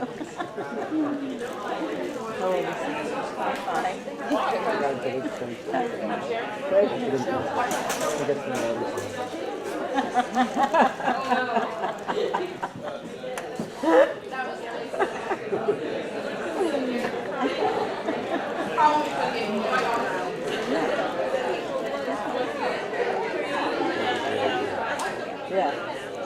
I'm trying to talk to that nurse. Yeah. She always and she's like, I'm not going to figure out my career yet. Let me get You had one job. You had one job. There's a woman who's I was like, you know, the fact that you're here, and I was like, What made you decide to do? Let's think about that. You ready for this? Yeah. She leaves her friend. I mean, it's going to go to the I know, and I was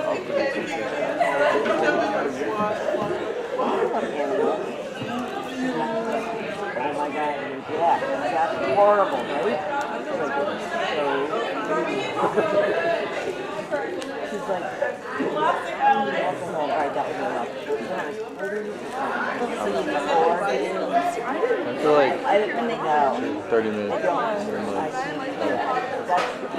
I wouldn't what? I would have chicken if I can. No, word.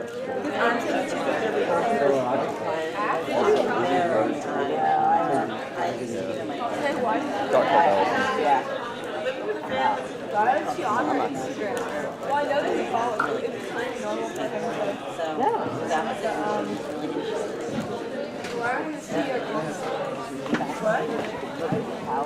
No, she follows her on Instagram. Ate the rest of my TikTok. That one is fire. Definitely not coming to the show.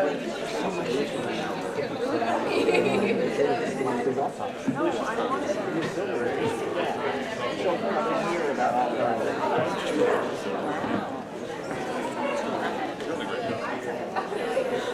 And that, 10 years, $100,000.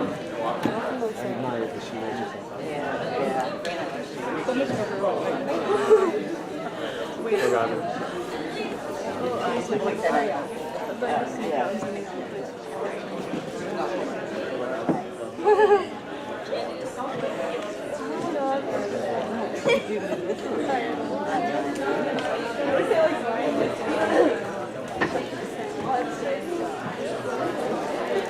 have to say, I really want to like watch this, but now that I'm really tired.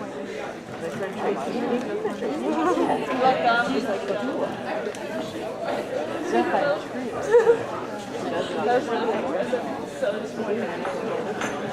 Aaron, did you hear my joke? What did you say?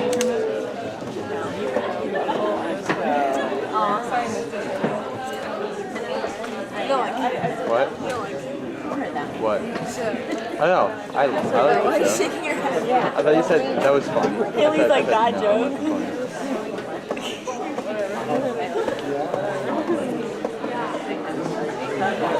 So funny.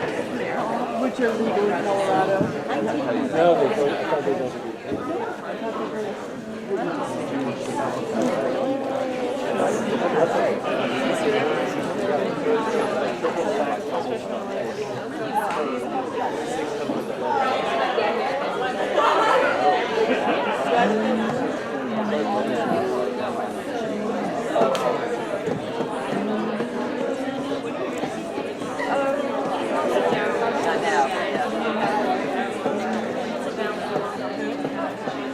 During the whole review session for history that I went to on Wednesday, I was like standing up.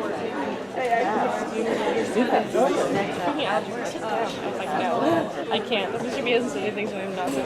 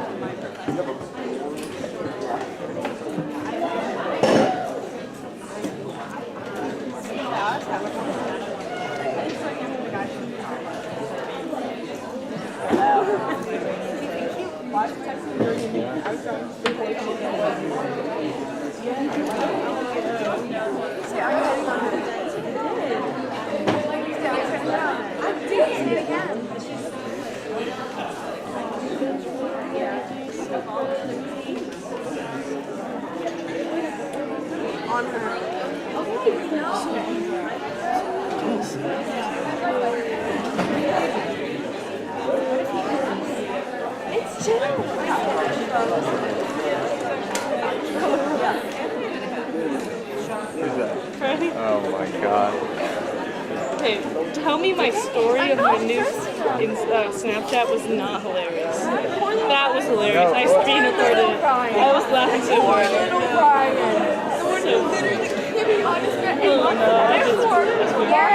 Could have had. Are you serious?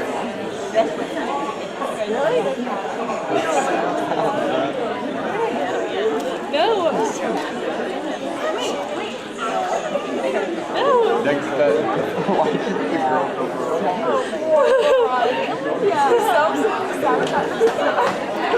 Sit your butt down.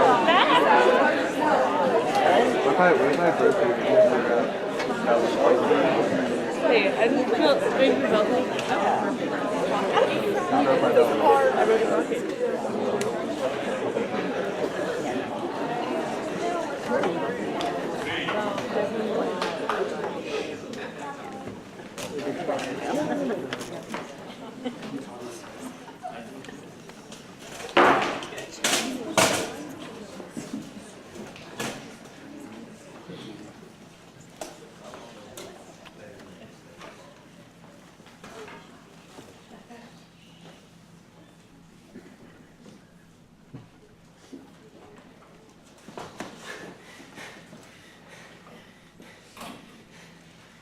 Is anything wrong here, gentlemen? I heard some noise.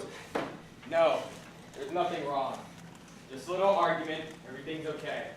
Here, I'm finished with this.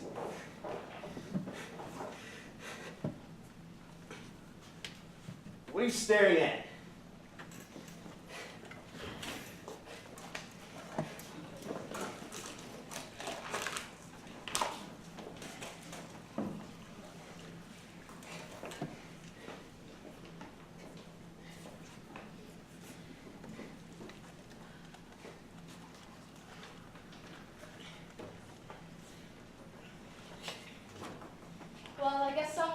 to start things off again. It's getting late. What do they do? Take us out to a restaurant for supper? How should I know? I wonder if they let us go home in case we can't finish tonight. I've got a boy with mumps. It's him here. Wife says he looks like Christian. Pardon. This fighting. This is not what we're here to do. Fight. You have a responsibility. It's one of the things I thought was remarkable things about democracy. That we are, what's the word?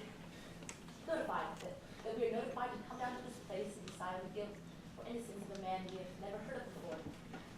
Be it to gain or to lose by our verdict.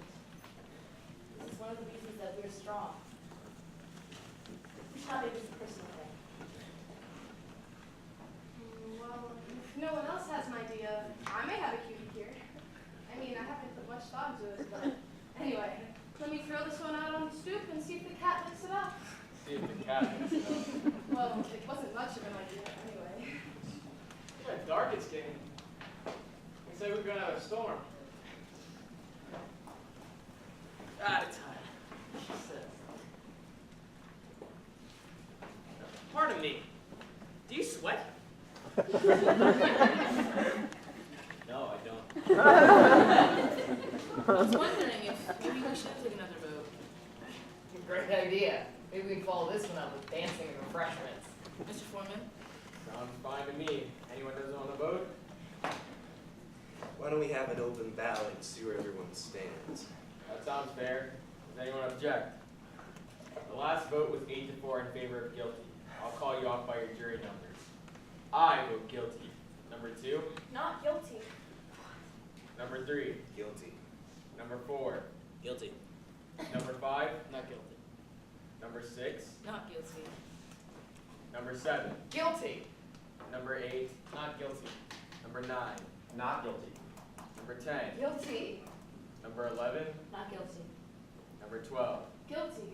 6-6. And we're going extra innings here. 6-6. I'm telling you, some of you guys in here are out of your minds. I mean, a kid like that. I don't think what kind of boy he is has anything to do with it. I mean, the facts are supposed to decide the case. Just don't give me any of those facts. You can twist them any way you like, you know what I mean? That's exactly the point this gentleman has been making. I mean, you keep on shouting at the top of your lungs.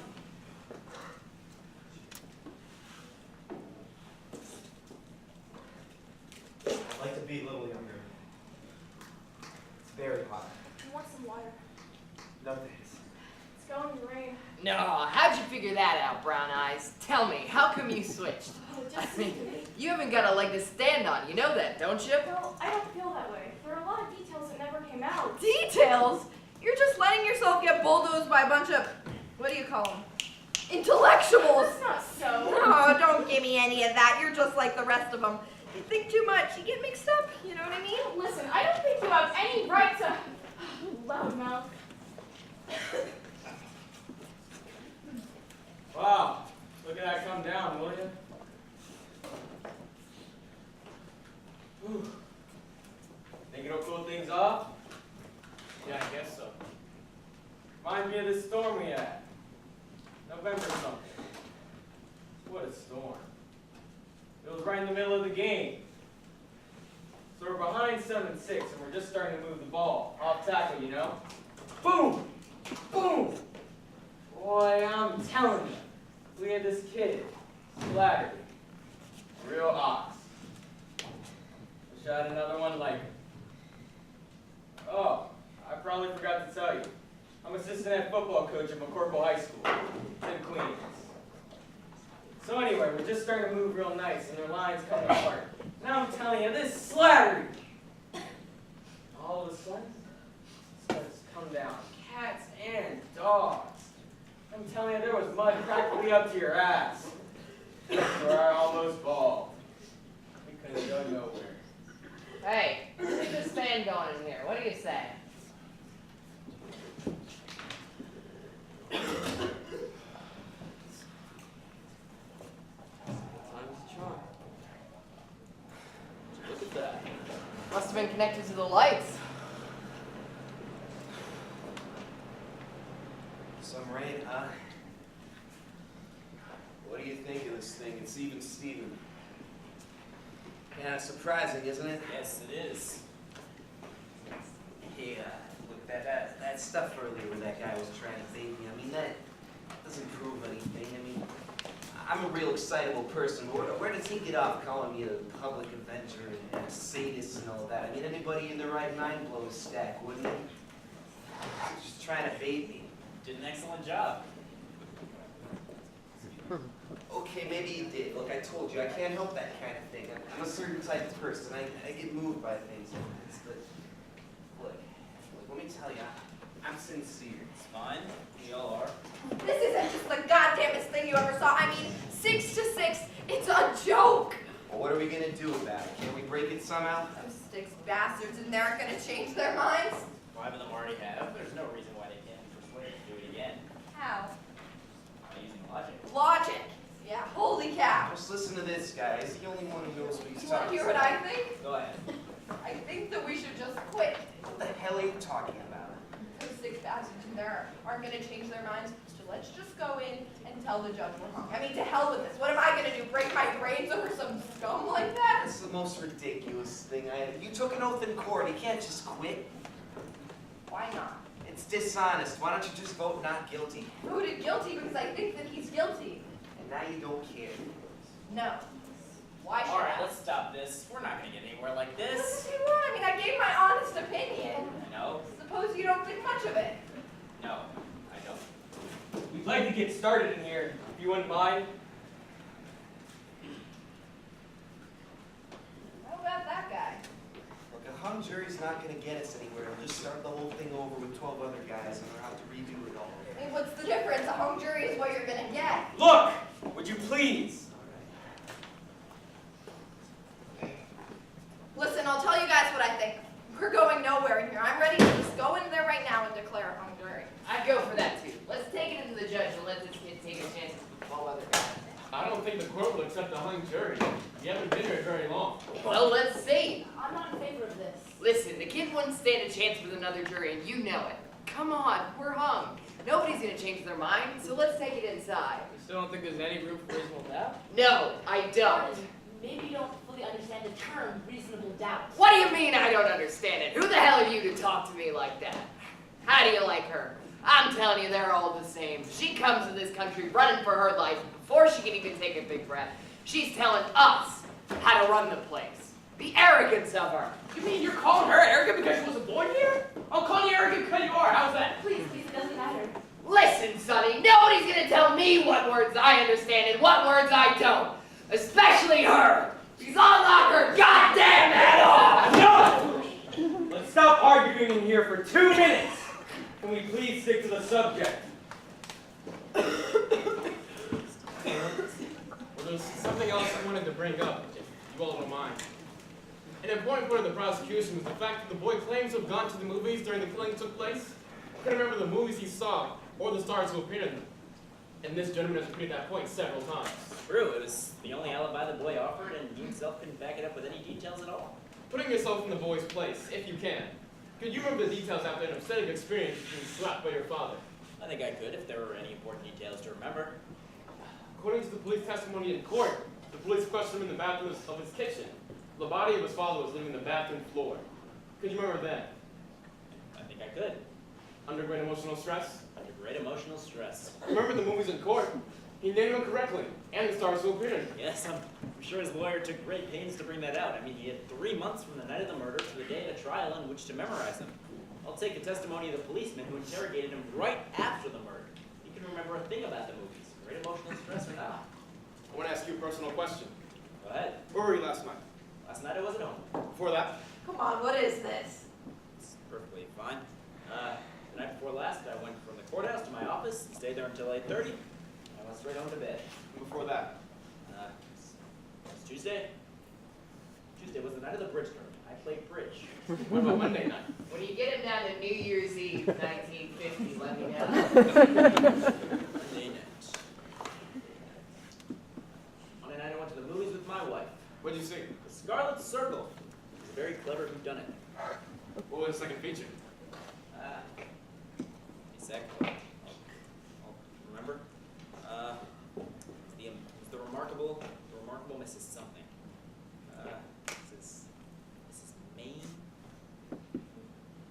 notable Mrs. Bainbridge. Excuse me, I saw that. It's the amazing Mrs. Bainbridge. The amazing Mrs. Bainbridge. I think that's right. Who was in the amazing Mrs. Bainbridge?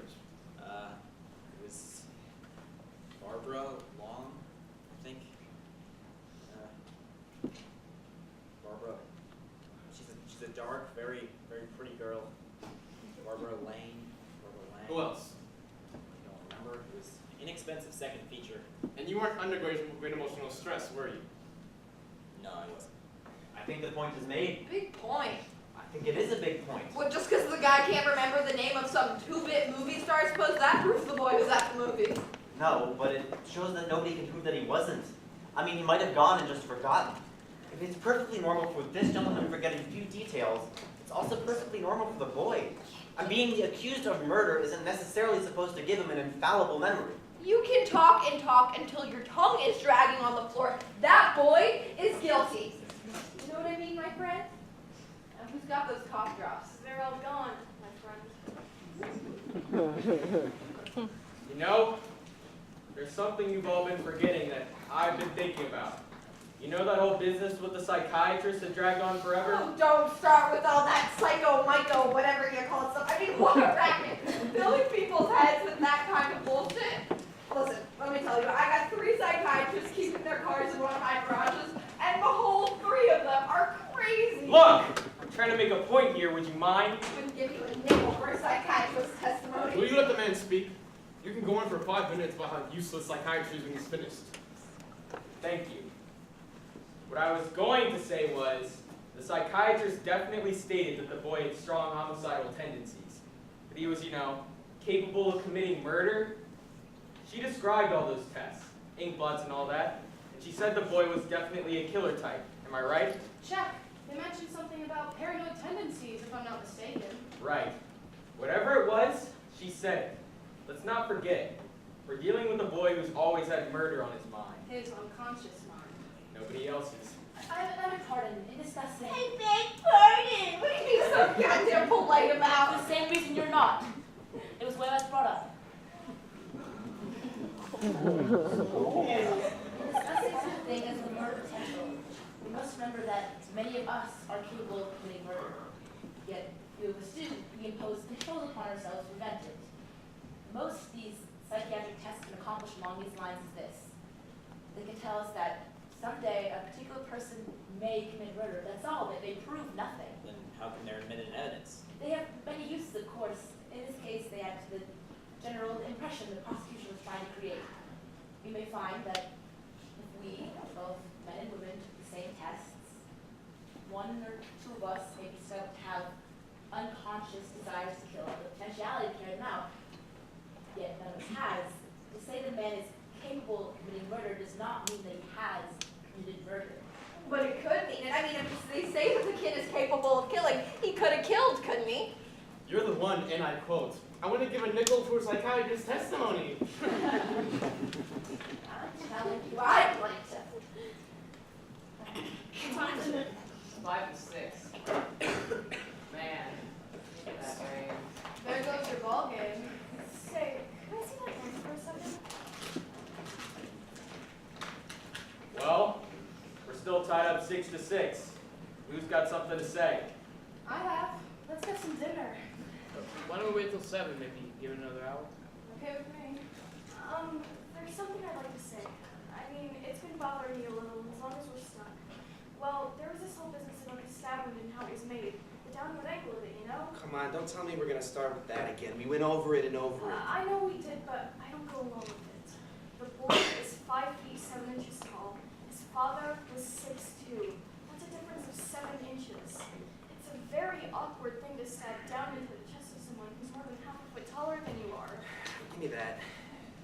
Look, you're not gonna be satisfied till you see it again, so I'm gonna do a little demonstration, all right? Somebody stand up. This guy?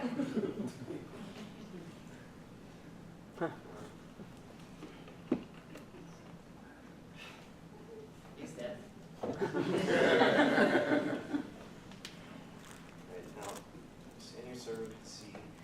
Now, pay attention. I don't want to have to do this again, all right? Now, you should be about 6 or 7 inches taller than me, right? That's right, maybe a little more. All let's make it a little more. All right. Ready? Hey! It's not funny. What's the matter with you? Calm down. Nobody's hurt, right? No. Nobody's hurt. All right. You see that? Here's your angle. Down and in.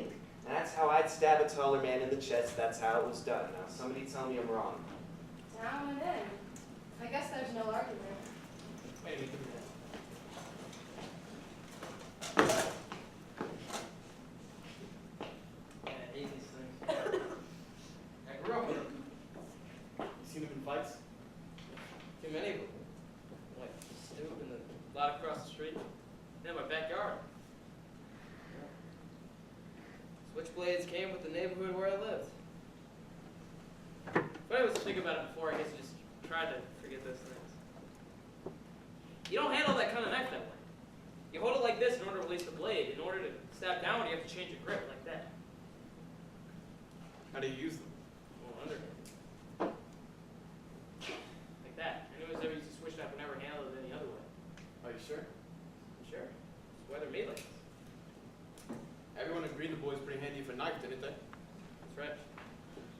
You think you could have made the type of one to kill his father?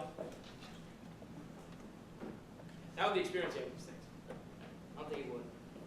Go from underhand, maybe like the neck. Come on, wait a second. What, were you in the room when the father was killed? No. Neither was anyone else. You're talking a lot of mumbo-jumbo here. I don't believe it. I don't think you can determine what type of stab wound the boy might or might not have made simply because he knows how to handle a knife. That's right. That's absolutely right. Well, what do you think? I don't know. What do you mean you don't know? I don't know. Well, what do you think? Oh, wait. According to the woman across the street. Listen, I'm getting a little sick of this whole thing already. All this yakking's getting us nowhere, so I'm gonna break it up. I changed my vote to not guilty. What? You heard me. I've had enough. What do you mean you've had enough? That's not an answer. Listen, you. Just worry about yourself. He's right. That is not an answer. I mean, what kind of man are you? You have sat here and voted guilty with everyone else because you got some baseball tickets burning a hole in your pocket. And now you've changed your vote because you're sick of all the talking here? Listen, buddy. This is a terrible and ugly thing to do. I mean, don't you care? Now, wait a minute. You can't talk to me like that. I can talk like that to you. If you want to vote not guilty, then do it because you really believe he's not guilty. And if you want to vote guilty, then vote that way. Or do you have the guts to do what you think is right? Now listen. Guilty or not guilty? I told you, not guilty. Why? God damn you, I You don't do have to. Say it. Why? I don't think he's guilty. I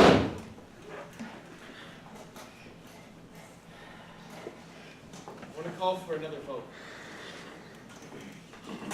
Okay, there's another vote called for.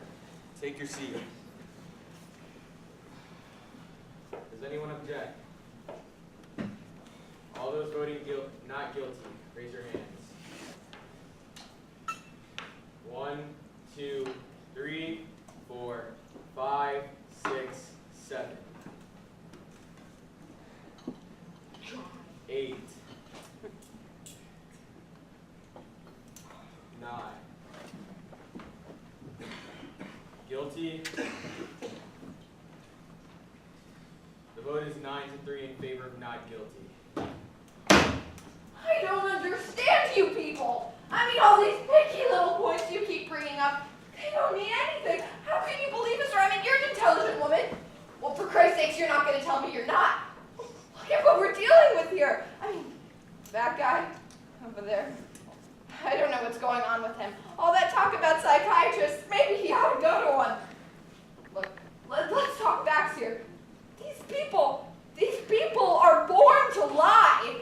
Now that's the way it is, and no intelligent man or woman is going to tell me otherwise. Look at them. They're different. They think different, they act different. Well, for instance, they don't need any big excuse to kill anybody. Well, that's the way it is. They get drunk on wine or something cheap like that, and oh, they are very big drinkers. Smart guy, look at him for Christ's sake. What does that mean, slamming the door? Anyhow, they're drunk, and then all of a sudden, bang, someone's lying dead in the gutter. No one's blaming them for it. You know, that's just how they are. You know what I mean by nature, violent. Human life just doesn't mean as much to them as it does to us. Hey, where are you going? While you're in there, why don't you clean out your ears? Maybe you'll learn something. You better listen to me. These people are boozing it up and fighting all the time, and if somebody gets killed, so somebody gets killed. They don't care. They breed like animals. I mean, fathers, mothers, that doesn't mean a thing. Well, there are some good things about them. I'm the first one to admit that. I've known some who were pretty okay, but that's the exception. You know what? You are a sick woman. Sick? Why don't you sit down? You old son of a bitch! Who the hell are you? No, who is he to tell me that? I mean, sick, look at him, he can hardly stand up. Listen, I'm speaking my piece here, and you are all gonna listen. Maybe if you just quieted down. I will like hell quiet down. There is not one of them, not one, who is any good. Let me lay this out for you ignorant bastards. You over there, you're so goddamn smart. We're facing a danger here. Don't you know it? We're living in a dangerous time. I mean, this kid on trial, his type, they're multiplied 5 times as fast as the rest of them. There's the rest of us. That's the statistic. 5 times. They are wild animals. They're against us. They hate us, and they want to destroy us. If we don't watch our backs, if we don't smack them down whenever we can, then they're gonna own us. They're gonna breed us out of existence. Shut the hell up! Oh my God, you goddamn geniuses better listen to me. They're violent, they're vicious, they're ignorant, and they will cut us up. That's their intent, to cut us up. This kid on trial, his type. Well, we got one. I say we get him before his type gets us. I don't give a goddamn about the law. They don't. Why should I? I've heard enough. Now you just stop all this. How would you like me to cave your head in for you, you smart little bastard? We have had enough! Now sit down and don't open your filthy mouth again.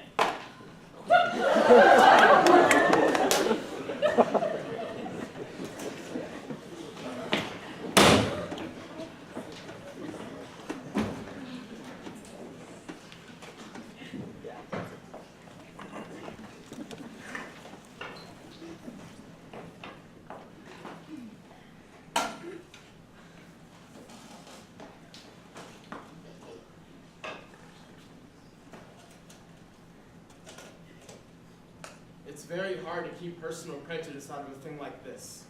No matter where you go, prejudice obscures the truth. Well, I don't think too much damage has been done so far because, to be honest, I don't really know what the truth is. None of us ever will, I suppose. We 9 seem to feel the defendant's innocent, but we're just gambling on probabilities. We may be wrong. We could be sending a guilty man back to the community.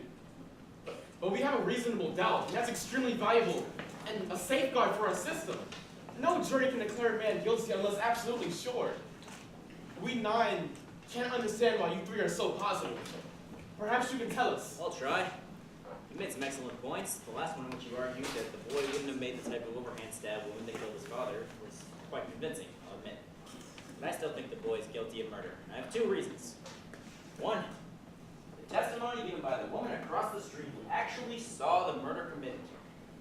And how, brother, as far as I'm concerned, that's the most important testimony in the whole case. 2, the fact that the woman described the killing by saying she saw the boy raise his knife over his head and plunge it downward into his father's chest. She saw him do it the wrong way. That's right. All right, so let's talk about this woman for a minute. She said she went to bed at around 11 o'clock that night. The bed was next to the window. She said she could look out while lying down and see directly into the boy's window across the L tracks. She tossed and turned for over an hour, unable to fall asleep.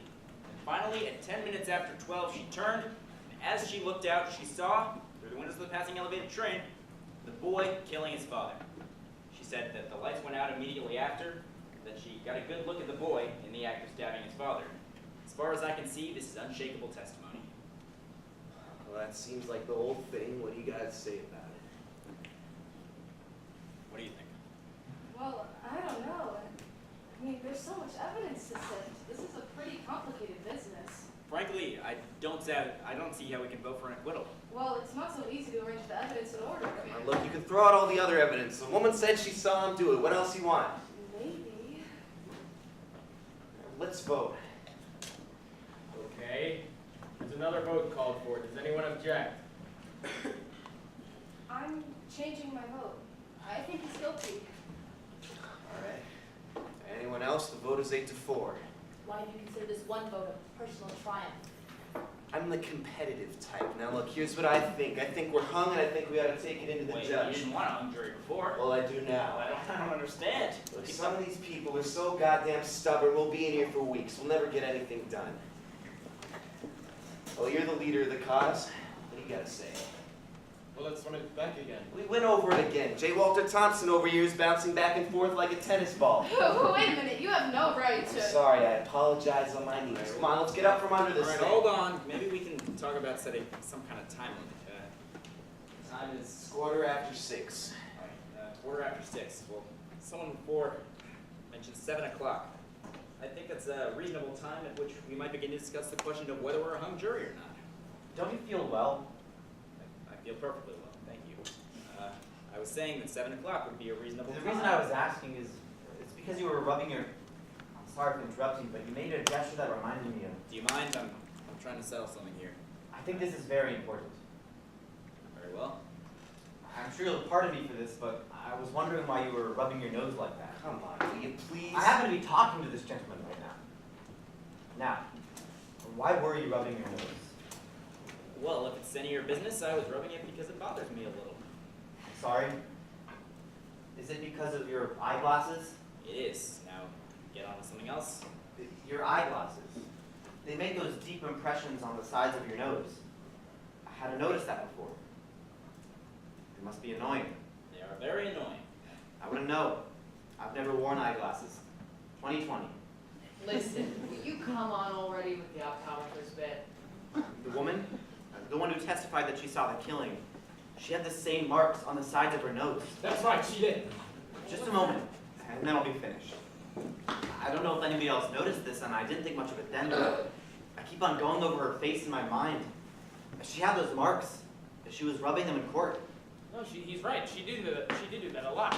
This woman, she was 45, but she was making a tremendous effort to look 35 for her first public appearance. I mean, heavy makeup, dyed hair, brand new clothes that should have been worn by a younger woman, and no eyeglasses. See if you can get a mental picture. Come on, no. How do you know she wasn't wearing glasses? What, just because she was rubbing her nose? She had those marks. I saw them. So what? Listen, he's right. I was the one who sat closest to her in court, and I saw them too. She had those deep things. Those, what do you call them? Come on, what's the point?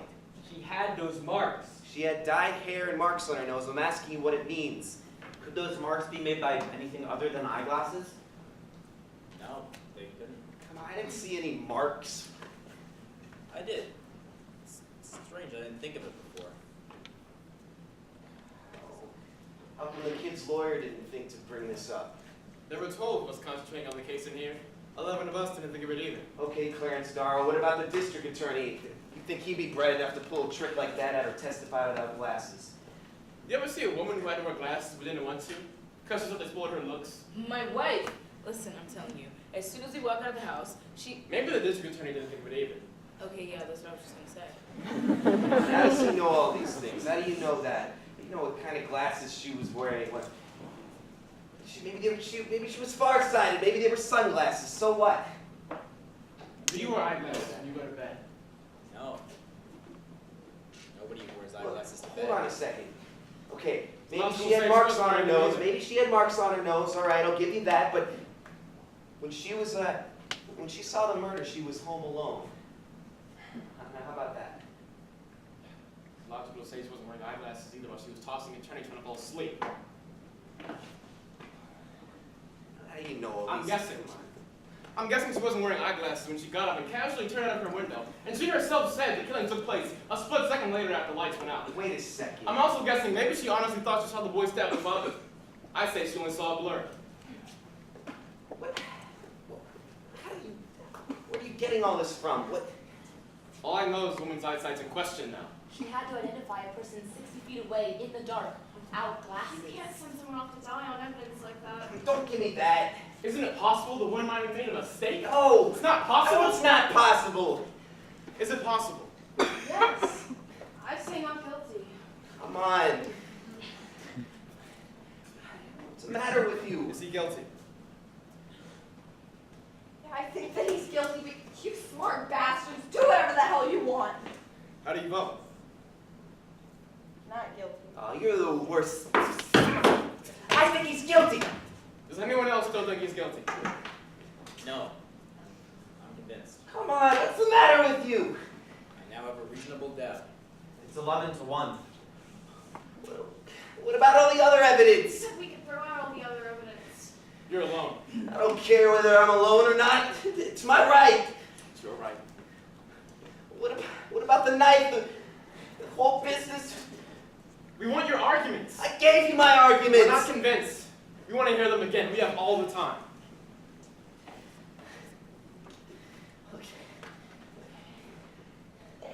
Everything. Every single thing that went on in that courtroom. I mean, everything says he's guilty. You think I'm an idiot or something? You lousy bunch of bleeding hearts. You're not going to intimidate me. I could sit in this goddamn room for a year if I have to. Somebody say something. Well, why don't you take that stuff about the old man? You know, the old man who lived downstairs and heard everything? Or what about the knife? What, just because they found one like it? The old man saw him right there on the stairs. What's the difference how many seconds it took? What's the difference? Every single thing, the knife falling through a hole in his pocket. You can't prove he didn't get to the door in time. Yeah, you can hobble around the room all you like, but you can't prove it. I'm telling you, people, every single thing that went on in here, has been twisted and turned. A business about the glasses. How do you know she didn't have them on? The woman testified in court. Well, that's it. There's the whole case. Oh, and that thing about hearing the boy yell? Well, the phrase was, "I'm gonna kill you," and he screamed it at the top of his lungs. Everybody says a thing like that the way he said it. I don't care what kind of man it was his father. Goddamn right, kid. Can't you see? I know what they're like. What they do to you. How they kill you every day. Jeez, why can't you see? How am I the only one who sees?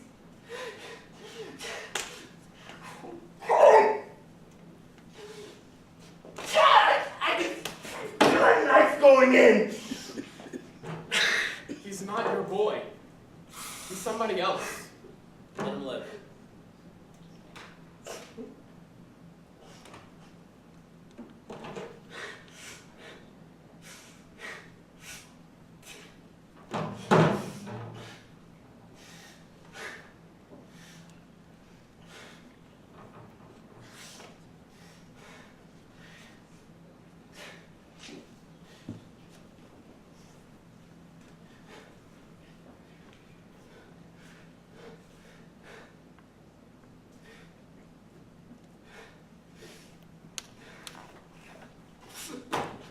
Not guilty.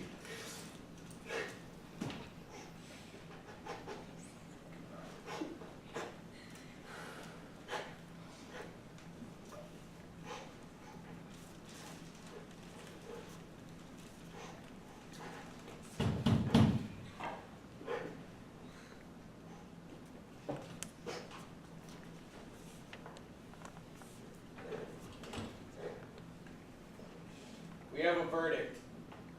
All right, ladies and gentlemen, take your seats inside the jury box.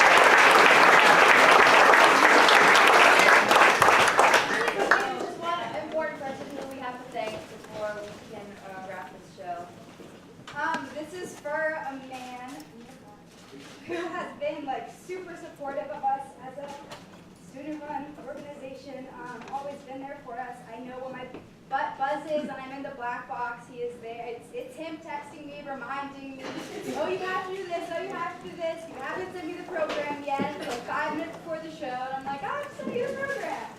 Without him, it would be like nowhere. His sense of humor is completely indispensable. He always has snacks, and I think that we make an especially good compliment because Addie and I like to get worked up, and Mr. Shea likes to calm us down. He's always there for all of us. He cares about us as if we're his own. Whenever we need anything, he's there for us. Like Addie said, without him, none of this would be possible. He just holds us all together. We all work really hard, but it's just like the glue that puts everything together and really, really makes it all happen. I mean, Mr. Shea has kept this program together. We couldn't do it without him. There's nothing really else to say. I don't know what to add. Everyone's really said everything. I'm just really happy that he's the person that runs the best department at Wilson.